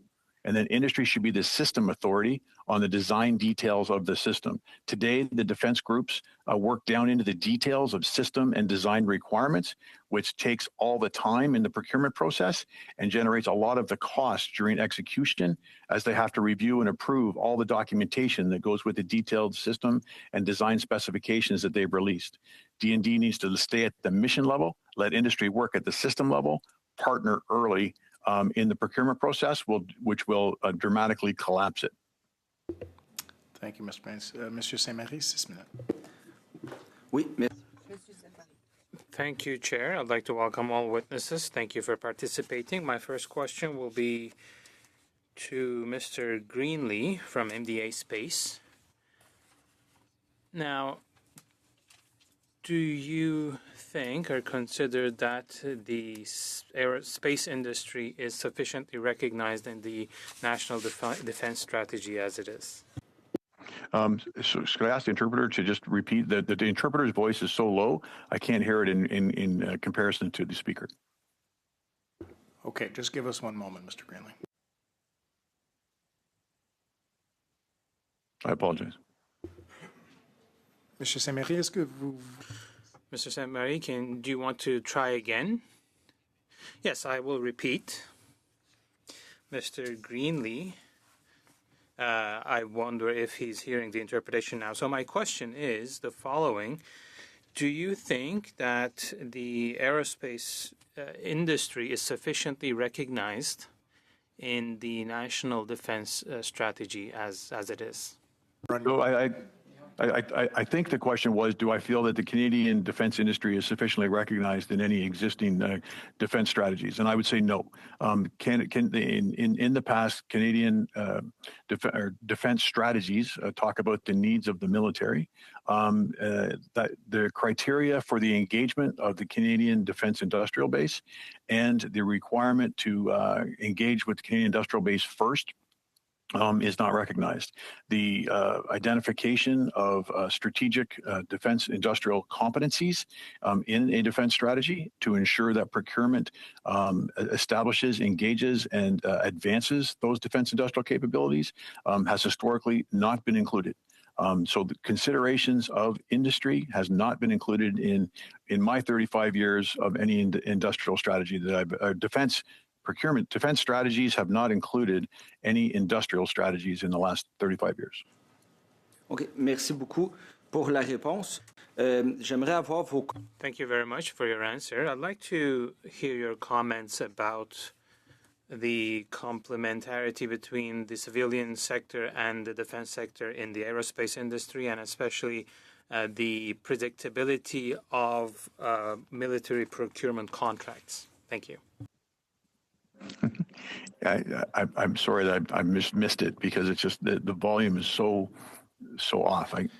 Mr. Greenlee, it is possible, I'm not sure if on your end you see an ability to increase the headset volume. Is there? My headset volume is extremely loud. I can hear you very loudly, and I can hear the speaker extremely loudly. The translator's voice comes in as a whisper below the speaker's very booming voice, and so I can't hear the translation. I apologize. Monsieur Saint-Marie, peut-être? Mr. Saint-Marie, do you have questions for another witness, maybe? Mr. Chair, I can submit my questions in writing to our clerk so that we can get them to our witness, Mr. Greenlee, but I will have other questions for him. We'll come back to you if we can find a solution.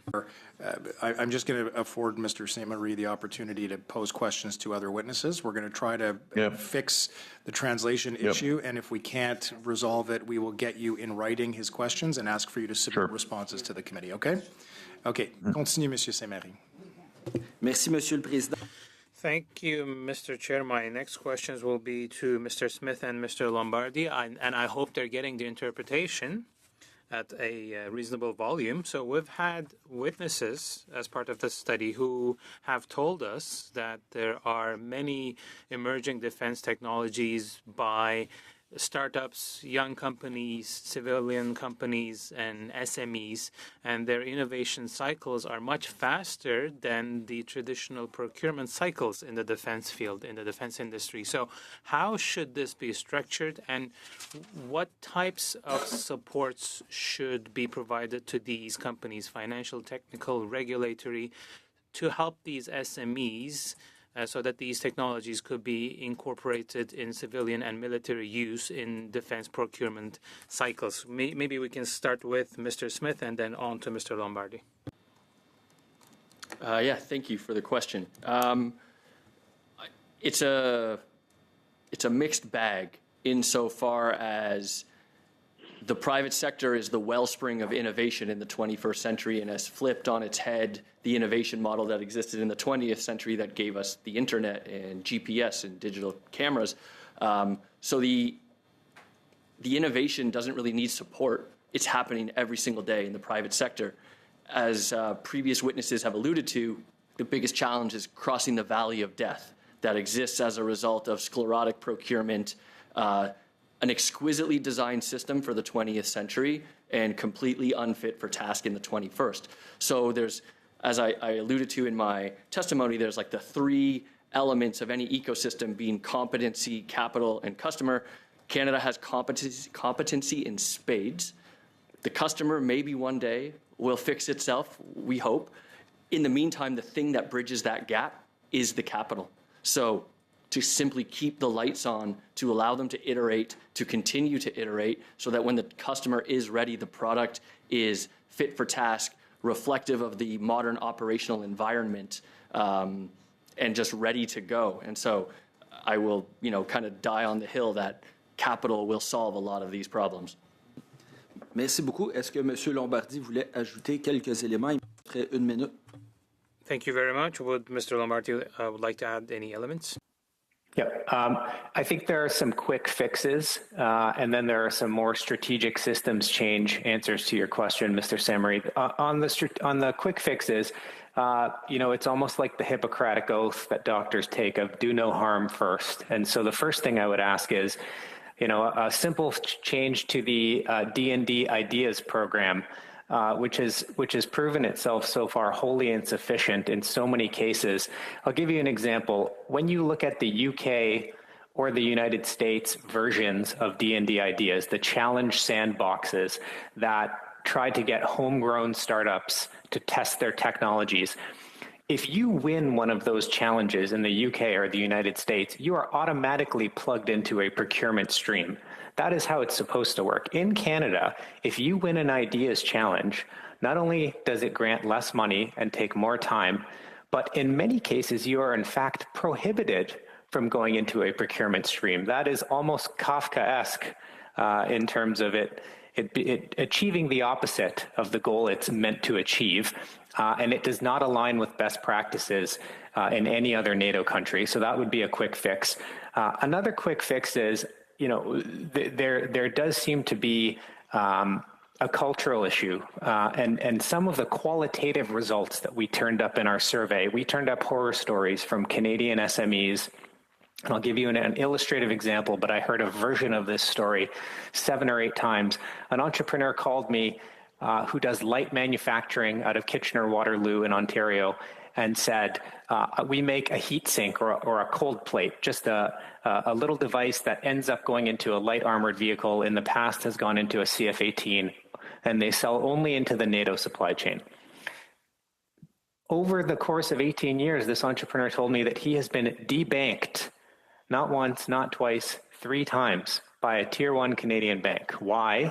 Not because he's doing anything illegal, but because there is a stigma around defense, a perfectly legal industry, and some local banker just decided to act on their own and debanked this individual.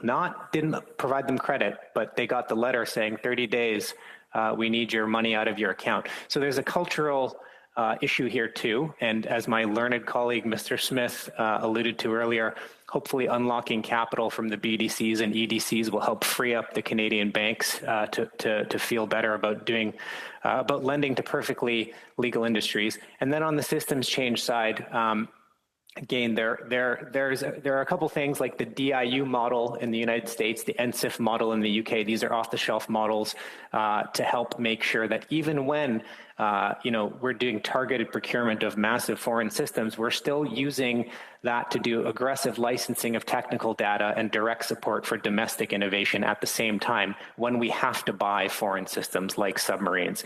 And the last thing I would say is there has to be an element, again, of borrowing off-the-shelf best practices. We need to push procurement authority way, way down to the command level. And I think this riffs off of Mr. Greenlee's point earlier about restructuring.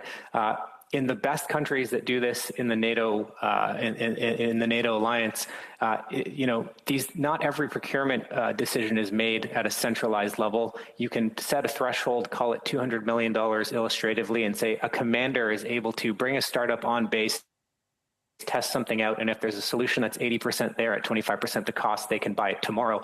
And yes, that will lead to some duplicative buying, but that is a trade-off that's worth it to get the capabilities into the hands of the Canadian Armed Forces much more quickly. Merci. Merci, Monsieur Semery. Mr. Falk, the floor is yours for 5 minutes. Okay, thank you to all of our witnesses for joining us here today. I appreciate your testimony, very interesting and informative. Mr. Smith, thank you for your service, first of all.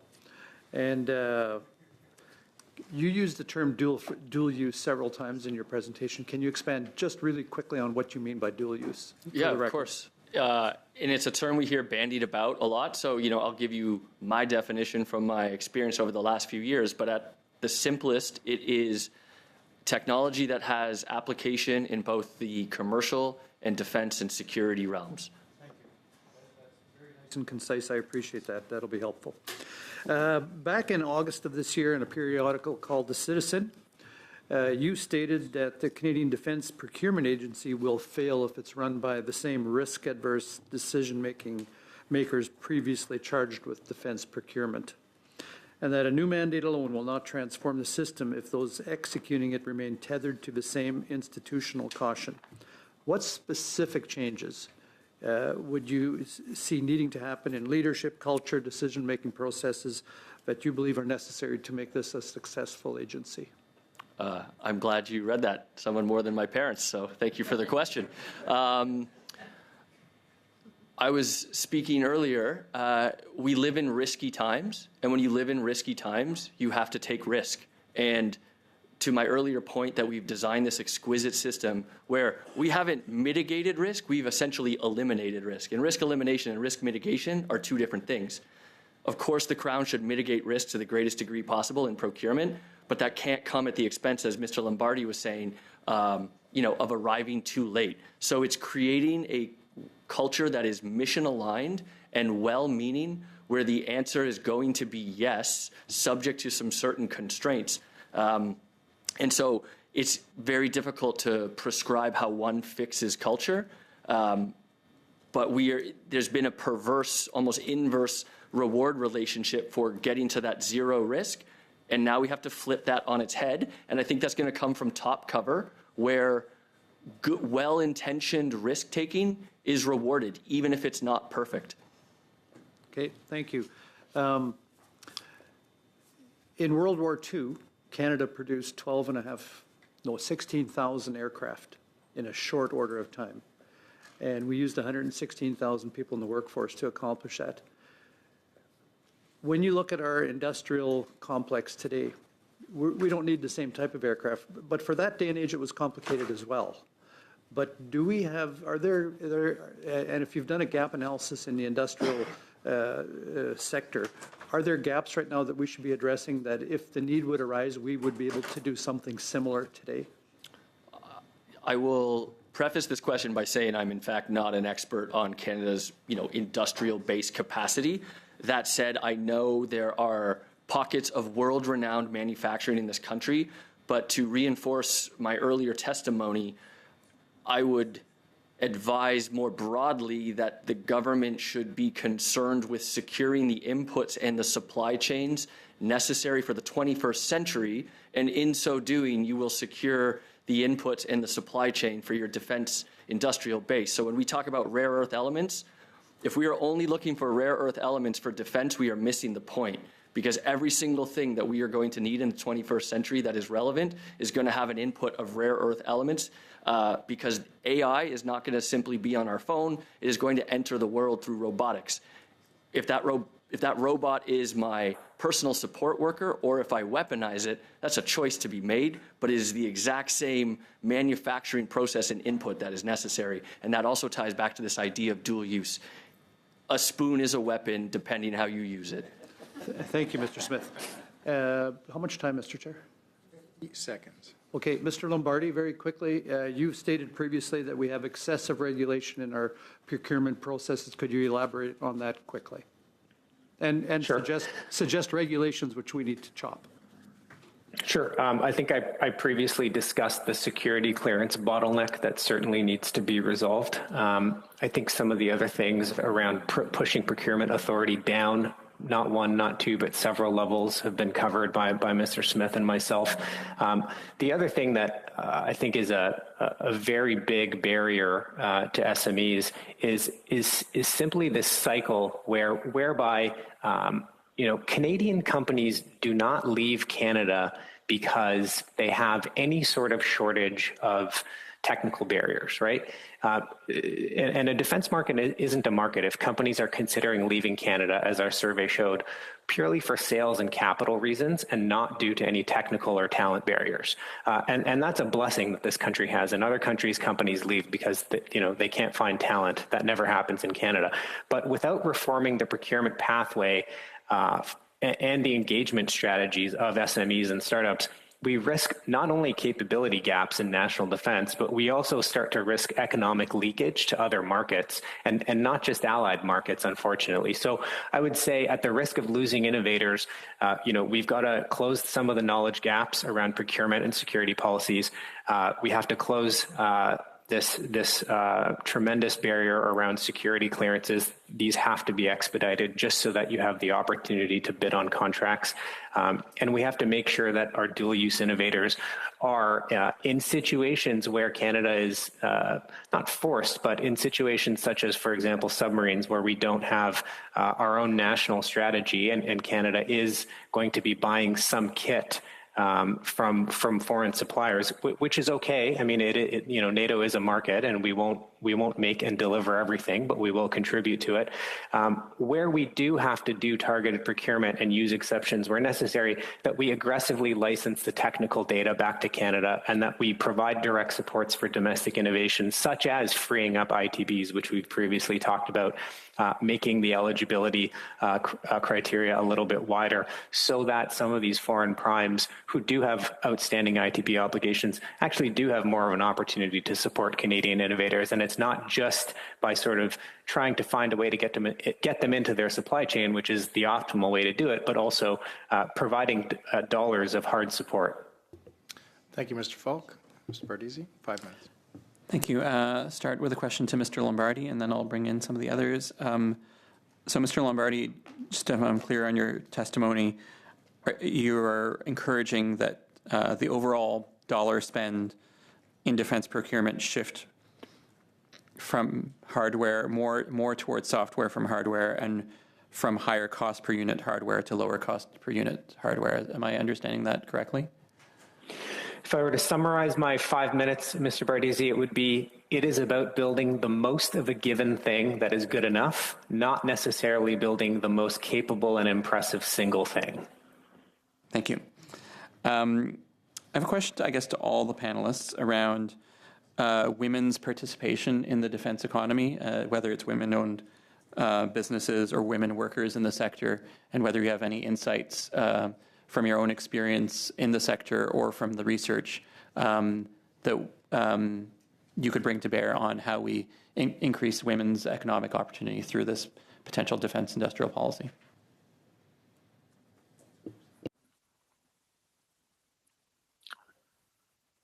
Can I be heard? Yeah, go ahead. Yeah, we hear you. Yeah. So from my perspective, it's defense industrial policy would be sort of no different than any other industrial policy. It occurs, diversity and inclusion in our practices occur as part of our business practices. MDA Space is a women lead here, recognized company based on the Globe and Mail. We track our various members of our population, whether that's gender or cultural diversity, and work on improving that as we go forward all the time. So I think that it's no different than any other business area. Defense can do that. We've demonstrated that in defense and space, and so we state the need and we do it. I have a question about a couple times now, and Ms. Cianfrani in the last panel alluded to this as well, that there's a desire to get specificity of investments and specificity of real specific procurements at the technology level that can help sort of lay the track for the kinds of involvement of Canadian sectors that we want. The Defence Industrial Strategy document or proposal will probably not get to that level of specificity. So what is the work that then needs to be done after we issue the broad policy document to get to the kind of specificity that will prime the kinds of investments that you're looking to have made? If I can speak, it's fairly important to lay out those roadmaps, and those roadmaps are not short. They're like 20 years long in terms of like the major technology areas that the defense procurement process is going to go after. The notion of horizons, I think, is very important in a defense industrial strategy. There are things that we require immediately where we have Canadian industrial maturity that we can buy from Canadian industry straight away. There are areas that will be in a second horizon of technologies whereby, they're going to come next, and we should have R&D projects like the other gentleman we're speaking to, but R&D projects that actually flow through to procurement of the resulting capabilities into that second wave or third wave of our operational systems. Industries need to invest. R&D projects need to target the second and third wave of defense procurement with the policies that the results of the development phases will lead into the operational systems in the second and third waves of that. So the notion of horizons and then mapping out which technology should feed into early R&D that will result in future procurements is very important. Okay, that's very helpful. Thank you. Go ahead, Mr. Lombardi. May I as well? Thank you. I think there are four pieces in answer to your question, Mr. Bardisi. One, after the policy is announced, Canada does need to build a delivery architecture. And again, I'll borrow an off-the-shelf from an ally. In the UK, their Director General for Delivery model, which is used to execute certain large strategies, has an accountability lead. You might consider something like an interdepartmental Defense Industrial Council, which would be co-led by D&D, ISED, and the new Defense Investment Agency, to make sure that all these entities are on the same page. Two, there should be some sort of formalization of industrial base mapping. My organization has done a first pass at this, but we do need to adopt some sort of defense industrial preparedness framework that ties to capability-based planning and the key industrial capabilities.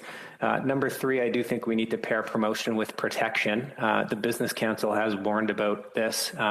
an industrial strategy does need to include supply chain, counterintelligence, cyber protection, safe harbor data sharing. And lastly, I do think we need to institutionalize procurement reform. This is really helpful. Thank you. And hopefully the brief can have a bit more on this. I need to sneak in one question to Mr. Smith because we have, I think, a unique opportunity given your background with your current role. You mentioned your work on autonomous weapons. This is something that is going to become more of an issue. And I don't think it's the role of defense industrial policy necessarily to have a perspective on this question, but do you have any comments for the committee about how we reconcile the need for a strong defense industrial policy with the emergence of ever more potent weapons that don't involve human delivery? Yeah, absolutely. You're speaking my language. I can tell you that my colleagues in the Office of the Judge Advocate General are experts in national and international humanitarian law and are working every day to craft policies to ensure that Canada's procurement of any new means and methods of warfare comports with domestic and international law. Nobody in the world has a real solution to what happens when we separate in time and space the human decision maker from lethal decision making. So it's an ongoing project that at a certain point actually jumps, I think, from law to policy. At a certain point, a government who's willing to use lethal autonomous weapon systems will have to be comfortable with a certain amount of risk and perhaps a certain amount of messiness.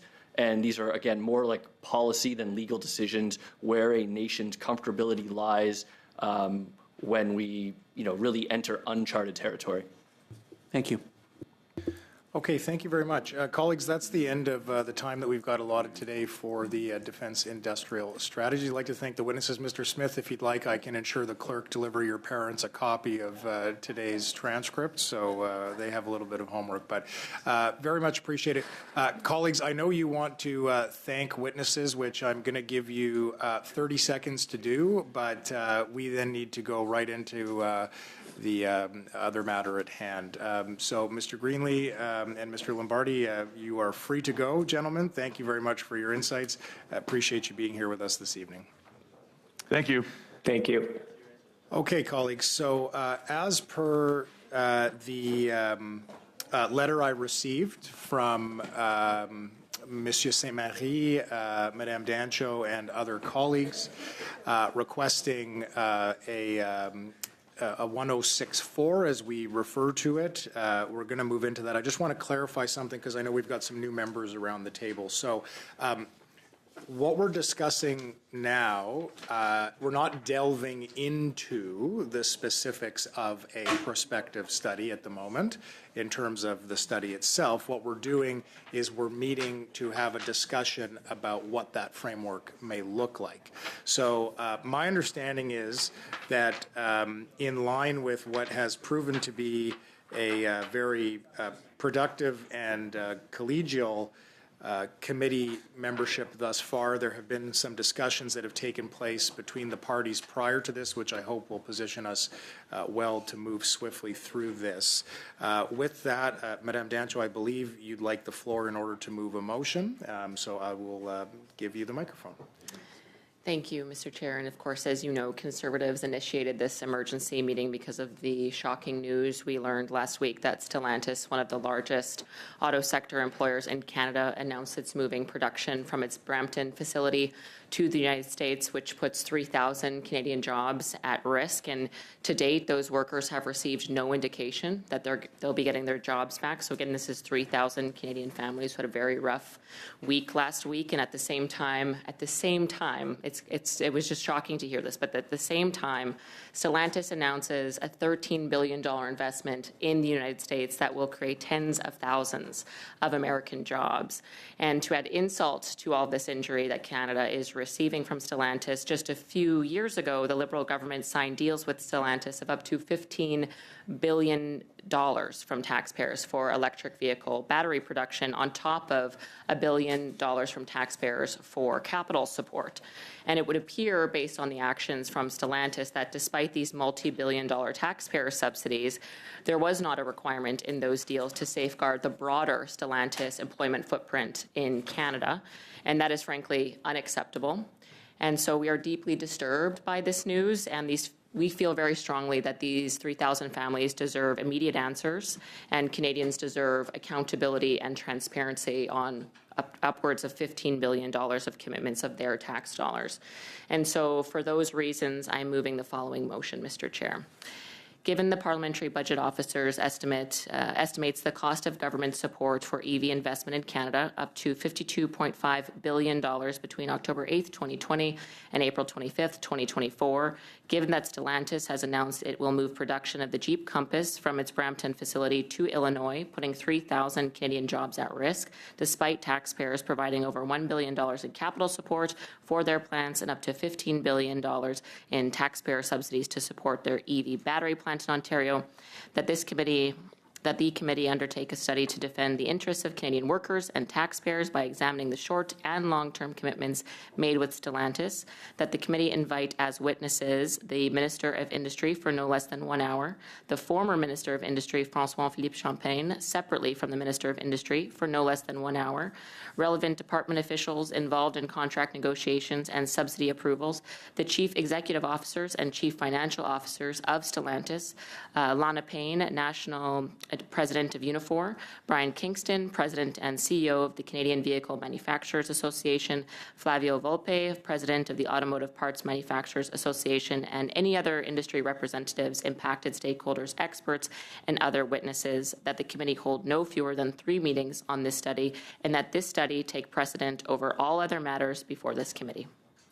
Thank you, Mr. Chair. Thank you very much, Madame Dancho. So, colleagues, again, because we have only been through this once, maybe twice, and we've got some new members around the table, we are now debating the motion that's been presented by Madame Dancho. Any amendments, should there be, we would then engage in debate on those amendments. Same would be true for a sub-amendment until we eventually make our way back to a final version. Monsieur Saint-Marie, suivi par Monsieur Bardisi. Mr. Saint-Marie, followed by Mr. Bardisi, and then Mr. Google-Means. I'm seeing your name now. Thank you. Mr. Bardisi, go ahead. Saint-Marie. Because you're the other guy. Vous êtes en train d'insulter. Saint-Marie, Vous allez-y, venez monsieur. d'insulter profondément. I apologize. Thank you, Chair. I signed the 1064 because this represents a significant shift in the Canadian economy. The auto industry in Canada's economy and in Ontario's economy is clearly very important. And of course, there are jobs in this industry in Quebec. With the trucks, for instance, we've had news that 300 jobs have been lost in Packard in Sainte-Thérèse, near Montreal. So the U.S. president is threatening Canada's economy, saying that we want the auto jobs, we want to bring these jobs back to the U.S. And this is exactly what's happening. Stellantis used to produce the Jeep Compass in Ontario. Now they're going to shift that to the States, and there's an announcement that there will be a $13 billion investment. So for Ontario's and Canada's economy, this is really worrying, and I think there is urgency for this committee to look into this matter. I think we can have a non-partisan approach to this issue. And with the list of the suggested witnesses, the idea here is to understand what the government has done and what the main players, the stakeholders, are doing in the with the U.S. administration, because the auto giants are seemingly bending the knee. So we are referring to at least 3 meetings so that we can really get to the gist of it rather quickly, and then get back to the other studies we have, which are also important. So that is why I agree with the proposal that is here before us, moved by Ms. Dancho. If there are amendments, of course, I will keep an open mind with the idea of collaborating in the face of this crisis. Thank you, Mr. Chair. Of course. Thank you, Mr. Saint-Marie. Merci, Monsieur le Président. Nous accueillons cette Thank you, Chair. right now where the sector is facing a real challenge as a result of the unjustified tariffs coming from the United States. And our government is working extremely diligently and extremely aggressively with respect to the individual companies, as well as the sector as a whole, to protect and defend these jobs, this built-up industrial base, a history that goes back 100 years of manufacturing in Canada. And as we heard from Ms. Hassenfratz from Linamar, is one of pride today, where we have productivity, where we have an export market, where we have a built-up industrial base, proud partnerships across provinces, unions, the management, and governments. And so this is something that we are very keen to help protect and defend, and to look to the other side of this generational challenge, so that the shared prosperity that this sector has created for so many, especially but not exclusively in Southern Ontario, is something that we can continue to enjoy, something that we have currently with, at the moment, five auto manufacturers with plants, with assembly plants, and a whole number of other spin-off jobs and real strength. And so we want to continue to defend that strength. And in the spirit of collaboration, I have an amendment to propose that I believe, table now that that does the following three. Just very quickly, Mr. Bardisi, before you do you happen to have this in writing yet? Yes, it is in a pen writing here, which I can hand over because we're. Here's what I'm going to ask, because you're capably bilingual. If you could present it in English, you're best to present it in French, just to help our interpreters out, as well as out of respect to those who would like to have it in both official languages. And if that's deemed, what's the word I'm looking for? If everyone's okay with it, then what we'll do is we'll get it in writing and we'll pass it around. What we really need to make sure of, though, is just that everybody understands it. So go ahead, starting in English, do your best in French, and if we have to pause to get it in writing, we'll do that, okay? Je l'ai dans les deux langues officielles. Okay. So the amendment is as follows. First, to strike the clause, despite taxpayers providing over $1 billion in capital support for their plants and up to $15 billion in taxpayer subsidies to support their EV battery plant in Ontario. Second, to add the clause, after and long-term commitments made with Stellantis, the following words: in the context of the current situation of the Canadian auto industry. And third, to add to the witness list as a bullet, Global Automakers of Canada, David Adams, President and CEO. En français, je propose. So in French, what we're moving here as an amendment is the following: to strike the following words. Despite taxpayers providing over $1 billion in capital support for their plants and up to $15 billion in taxpayer subsidies to support their EV battery plant in Ontario. And then second part of the amendment, we're adding, after the words, the short-term and long-term engagements, commitments made with Stellantis, the following we're adding in the current situation of the Canadian auto industry. And third, we are adding to the list of witnesses David Adams, President and CEO of Global Automakers of Canada. Okay, merci. Est-ce que Okay, thank you. Is it well received? Just looking around the table for consensus so that we don't have to pause. Yeah? Okay. So, colleagues, just a reminder, the speaking order that had been established previously is paused. We're now entering debate. I have Mr. Falk. Madame O'Rourke, I had you, but were you wanting to speak to the amendment or were you wanting to speak to the original motion? Okay, so Mr. Falk, the floor is yours. Thank you, Mr. Chair. We're finding ourselves as a country and as a committee in a very serious situation here. And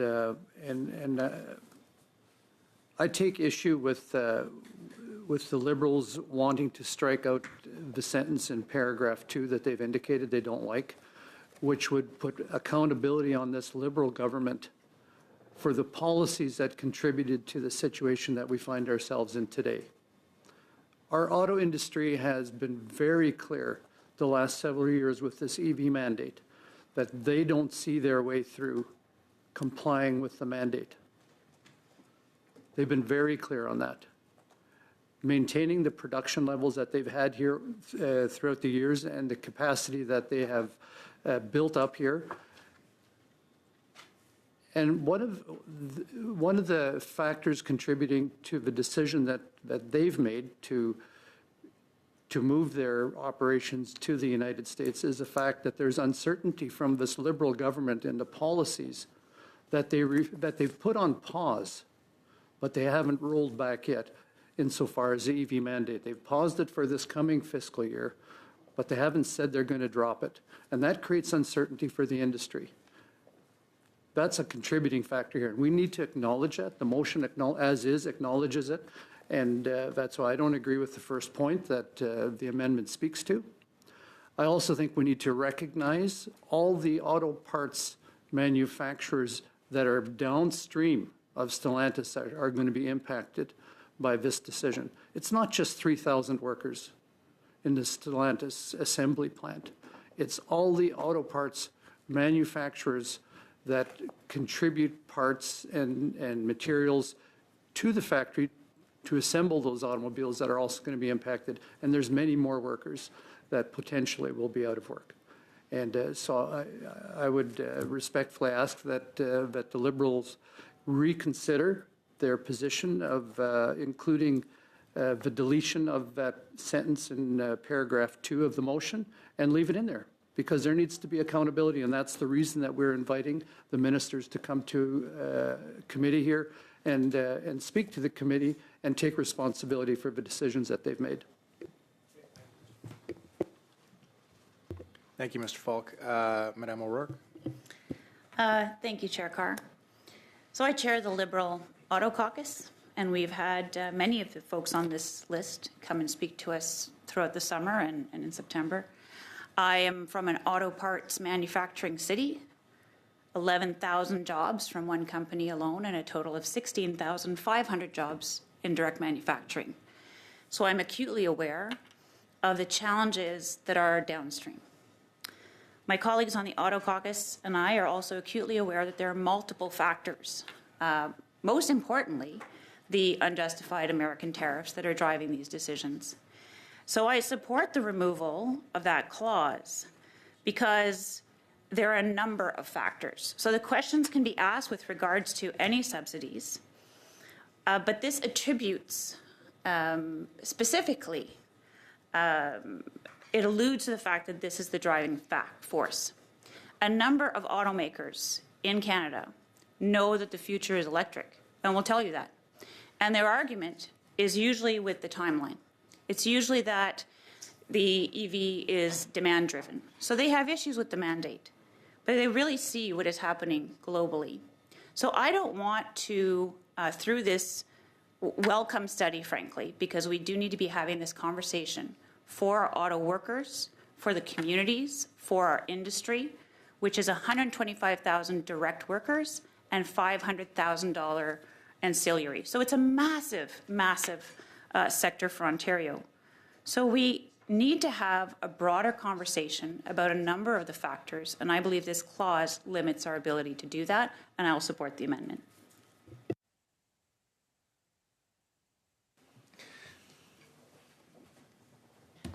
Okay.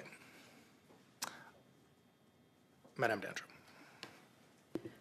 Thank you, Mr. Chair, and I do very much share the concerns from our colleague, Mr. Falk. I think he outlined them, quite well, that we take issue with taking out a pretty critical part of what we're seeing as part of the Stellantis issue, that was a big amount of taxpayer funding. So I don't agree with taking it out, but that being said, I think this study and the accountability required is very important, and I do not wish to derail the possibility, or I don't want to derail having the ministers and having those important representatives and having the CEO and the CFO of Stellantis come. That is critical. So just for the record, we do not support taking this out, but we would be open to ensuring we can move forward either way. And just so the committee is aware, we will be asking about this issue. We believe it's fully encompassed in the first part of our motion. So in the spirit of collaboration to ensure that this study does occur and begins on presumably Monday, Madam Chair, as you mentioned, as long as we can get those witnesses. Mr. Falk's comments very much stand, but we can move forward if we can agree that, if we can make sure we get this motion passed today. Yeah, and just for clarity, I mean, I shouldn't get into a habit of speaking to hypotheticals, but should we pass this motion momentarily, amended or not, I see no reason why a line of questioning related to the comment that Mr. Bardisi is suggesting be removed would render that out of scope. So we're in agreement on that. Ms. Kirkland, did you want to speak to this, or like just as a reminder here, we can either vote now on this amendment, and I will resume the list, which includes Mr. Guglielmin and Ms. Kirkland, on the motion as amended or not amended, depending on what the result of this vote is. So it's up to members if they want to speak to that, or can we move ourselves forward on the amendment question and then resume on the main motion? Okay, I'll honor the speaking list, don't worry.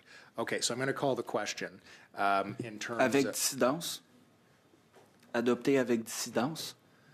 By... On division? Well, I understand the idea, but it's not really something we do. The clerk is saying that they will do their best. I think there is precedence in committee work before, but we have to vote. Again, so what we're doing, are we good? You're good with that? Yeah. Yeah? Okay. Look, we're going to do things by consensus here. If we are in agreement that we don't need to call the vote, but that we're going to adopt the amendment on division, I'm satisfied with that. I'm looking around. Okay. So the motion has now been, good? Okay. The motion has now been amended. I'm going to resume the speaking order on the motion as amended, and the floor goes to Mr. Guglielmin, followed by Madame Kirkland, and Madame O'Rourke, did you still want to speak to this? Okay. Mr. Guglielmin, the floor is yours. Thank you, Mr. Chair. And first, I want to thank my colleague, Ms. Dancho, our Shadow Minister for Industry, for her leadership on this file and introducing this very important emergency motion. The PBO estimated that government support for the EV in their investments in Canada has totaled up to $52.5 billion between 2020 and 2024. But yet, despite the vast sums of public money that have been shelled out, Stellantis announced that it's going to move production of the Jeep Compass from Brampton to Illinois, potentially putting, as we know, 3,000 jobs at risk. This despite taxpayers having already invested over $1 billion in capital and committing another $15 billion in subsidies for their EV battery plant. So we're seeing a bit of a trend here. We're studying capital flight and productivity at this committee. We've lost hundreds of billions of dollars of capital to the Americans, and here we see Stellantis creating 5,000 new jobs across Illinois, Ohio, Michigan, Indiana. GM pumping $4 billion into U.S. facilities in Michigan, Kansas, and Tennessee as it moves to produce or to boost production of gas-powered vehicles, given a slowing electric vehicle demand climate. And we have a pattern of lost jobs here in Canada, despite that. So 3,000 possibly here at Stellantis, another 300 from GM Oshawa, 500 at GM Kani, with another 1,200 at risk. We've heard of 300 at an auto plant in Quebec. And frankly, it's unacceptable. It's a betrayal of Canadian workers, taxpayers, and communities. And I remind everyone on this committee, as we're well aware, these aren't just numbers. These are families, livelihoods, good-paying Canadian jobs that benefit local economies. And we have a duty to promote accountability and transparency. Canadians deserve that. They deserve to know that public funds that are committed, they lead to real enforceable commitments. And just imagine you're one of these workers who gets a robocall to say that your job's no longer available. These are the people we're fighting for today at this committee. That's why I support this motion and support that we undertake this motion through a study to defend the interests of Canadians. Thank you, Mr. Chair. Okay, thank you, Mr. Gugelmin. Ms. Kirkland, welcome to the committee. Congratulations on your recent election. And the floor is yours. There we go. Sorry, my committee goes on automatically. I don't have to press the button. Okay, thank you very much. Thank you again as well for Ms. Dancho and the committee for inviting me to come to speak today. I appreciated your comments, Ms. O'Rourke, in terms of being from an auto town. I am also on the Conservative Auto Caucus. Hearing from these folks, there is a concern about EVs, but that'll be a conversation for another day. I don't just want to be a voice for auto workers in Oshawa, though. So my riding is Oshawa, which is GM headquarters. But for auto workers across Canada, right now they're feeling abandoned, quite frankly. As I speak to them, and I speak to them on a daily basis, to the union presidents, they are worried that their jobs are on the chopping block. They're up for grabs in pursuit of other things. So that's their biggest concern. I feel like it's nothing short of an emergency, so I'm grateful that the committee seems like they're willing to take on this very important study. I hope that it will be unanimous, and I think that it should be, and if it's not, that will be concerning to me and to the entire auto sector. I just want to talk about the human cost briefly. In 2022, the previous industry minister, who's now the finance minister, promised that GM Canada, for instance, $2 billion investment meant Canada's auto sector, and I'm quoting here, Canada's auto sector is here for the long term. He also promised 2,600 new jobs with a third shift at GM Oshawa. That has now been cut. We now know those promises have been broken, and GM Oshawa has announced they are cutting the third shift, eliminating more than 750 first-line jobs, but we know that that means probably 3 times more in the supply chain. Moving production to the United States. And I didn't speak to the amendment simply because, for the sake of time and the sake of collaboration, but this is taxpayers' money that we're talking about, money that was spent in this investment, which is now essentially creating auto jobs in the U.S. instead of in Canada. So the auto sector feels like they're going through some whiplash, some psychological whiplash.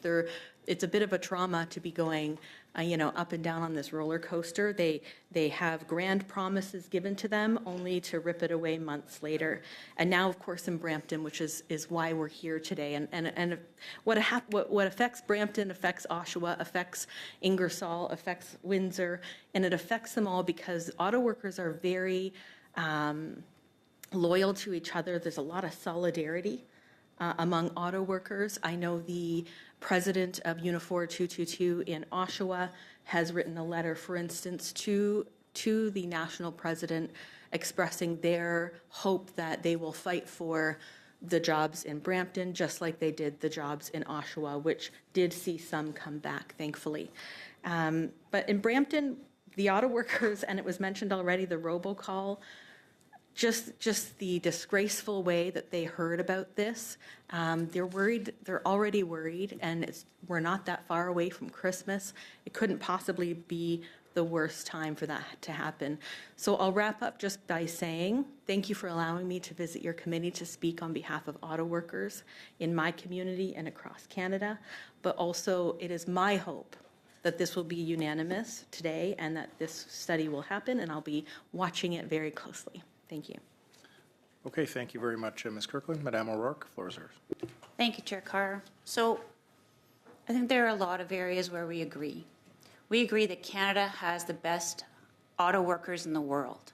And that is why so many of the contracts and so many of the lines and so many of the projects came here in the first place. And we agree that these auto workers need their government to stand up for them.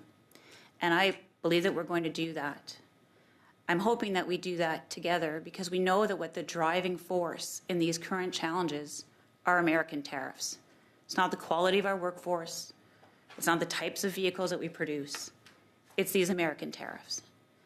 So I want the auto workers to know that there are supports from government, that this government is fighting for them, and that we are investing in future success of the sector. So I'm hoping that in this conversation, we certainly hold Stellantis accountable and ensure that it lives up to its promises. Those promises were made by the automakers, and they must uphold them.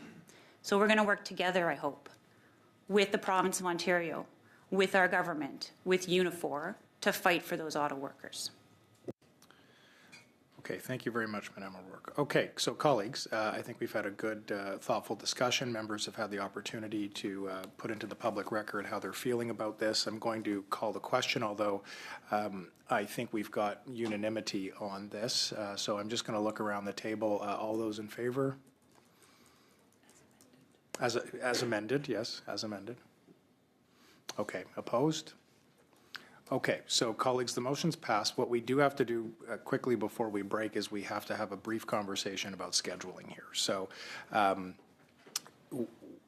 have asked the clerk in anticipation of this to do her best to have us start on Monday.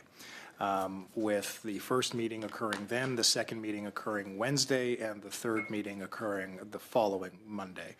This would simply displace our current trajectory of the productivity and DIS studies and just move them back with the proportioned date. Le problème, c'est que c'est toujours... But the problem is that this depends on the witnesses and if they're available. So we have to be a bit flexible.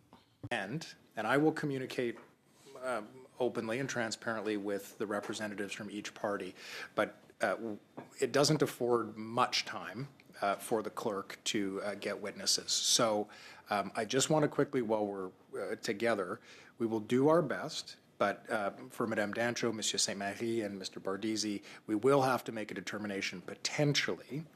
If there's only one witness, for example, do we hold off, have our regularly scheduled meeting on Monday, or do we hold that first meeting, but now we're turning it into more than 3 meetings, most likely, because we will still have a significant number of witnesses to make available. So my suggestion is that we ask the clerk and the analysts to do their very best to get us a critical mass for Monday, and we begin this study. We should have enough people by Wednesday and the following Monday. But if we don't, then I'll work with the party representatives. So that's my suggestion. Madame Dancho, followed by Mr. Falk, just on that point. Thank you, Mr. Chair. We know our very hardworking team and our Madam Clerk, who does an excellent job, will do everything she can to get the witnesses.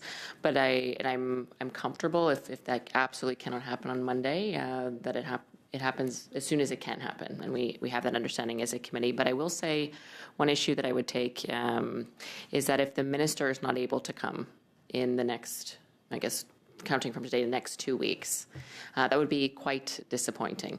We've had senior ministers come to multiple other committees. This is the 5th time, the fifth motion that we've all agreed to invite Minister Jolie, and she has yet to attend, and I believe we're in week, 5 or 6 since Parliament resumed.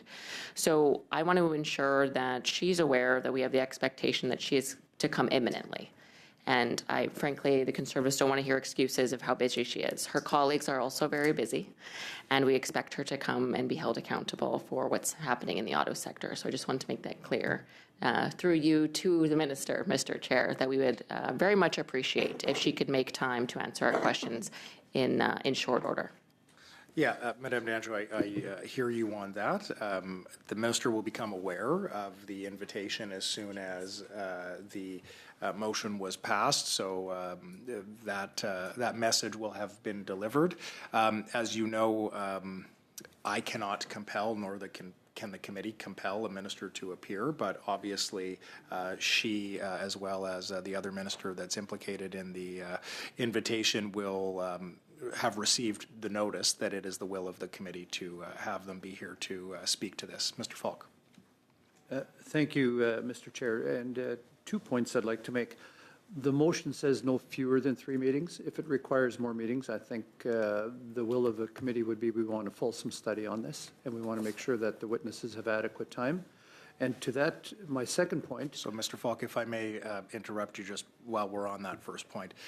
The will of the committee would have to be established at that point in time. So we can't predetermine that the will of the committee is more than 3 meetings if desired. Otherwise, we would have amended 3 meetings to more.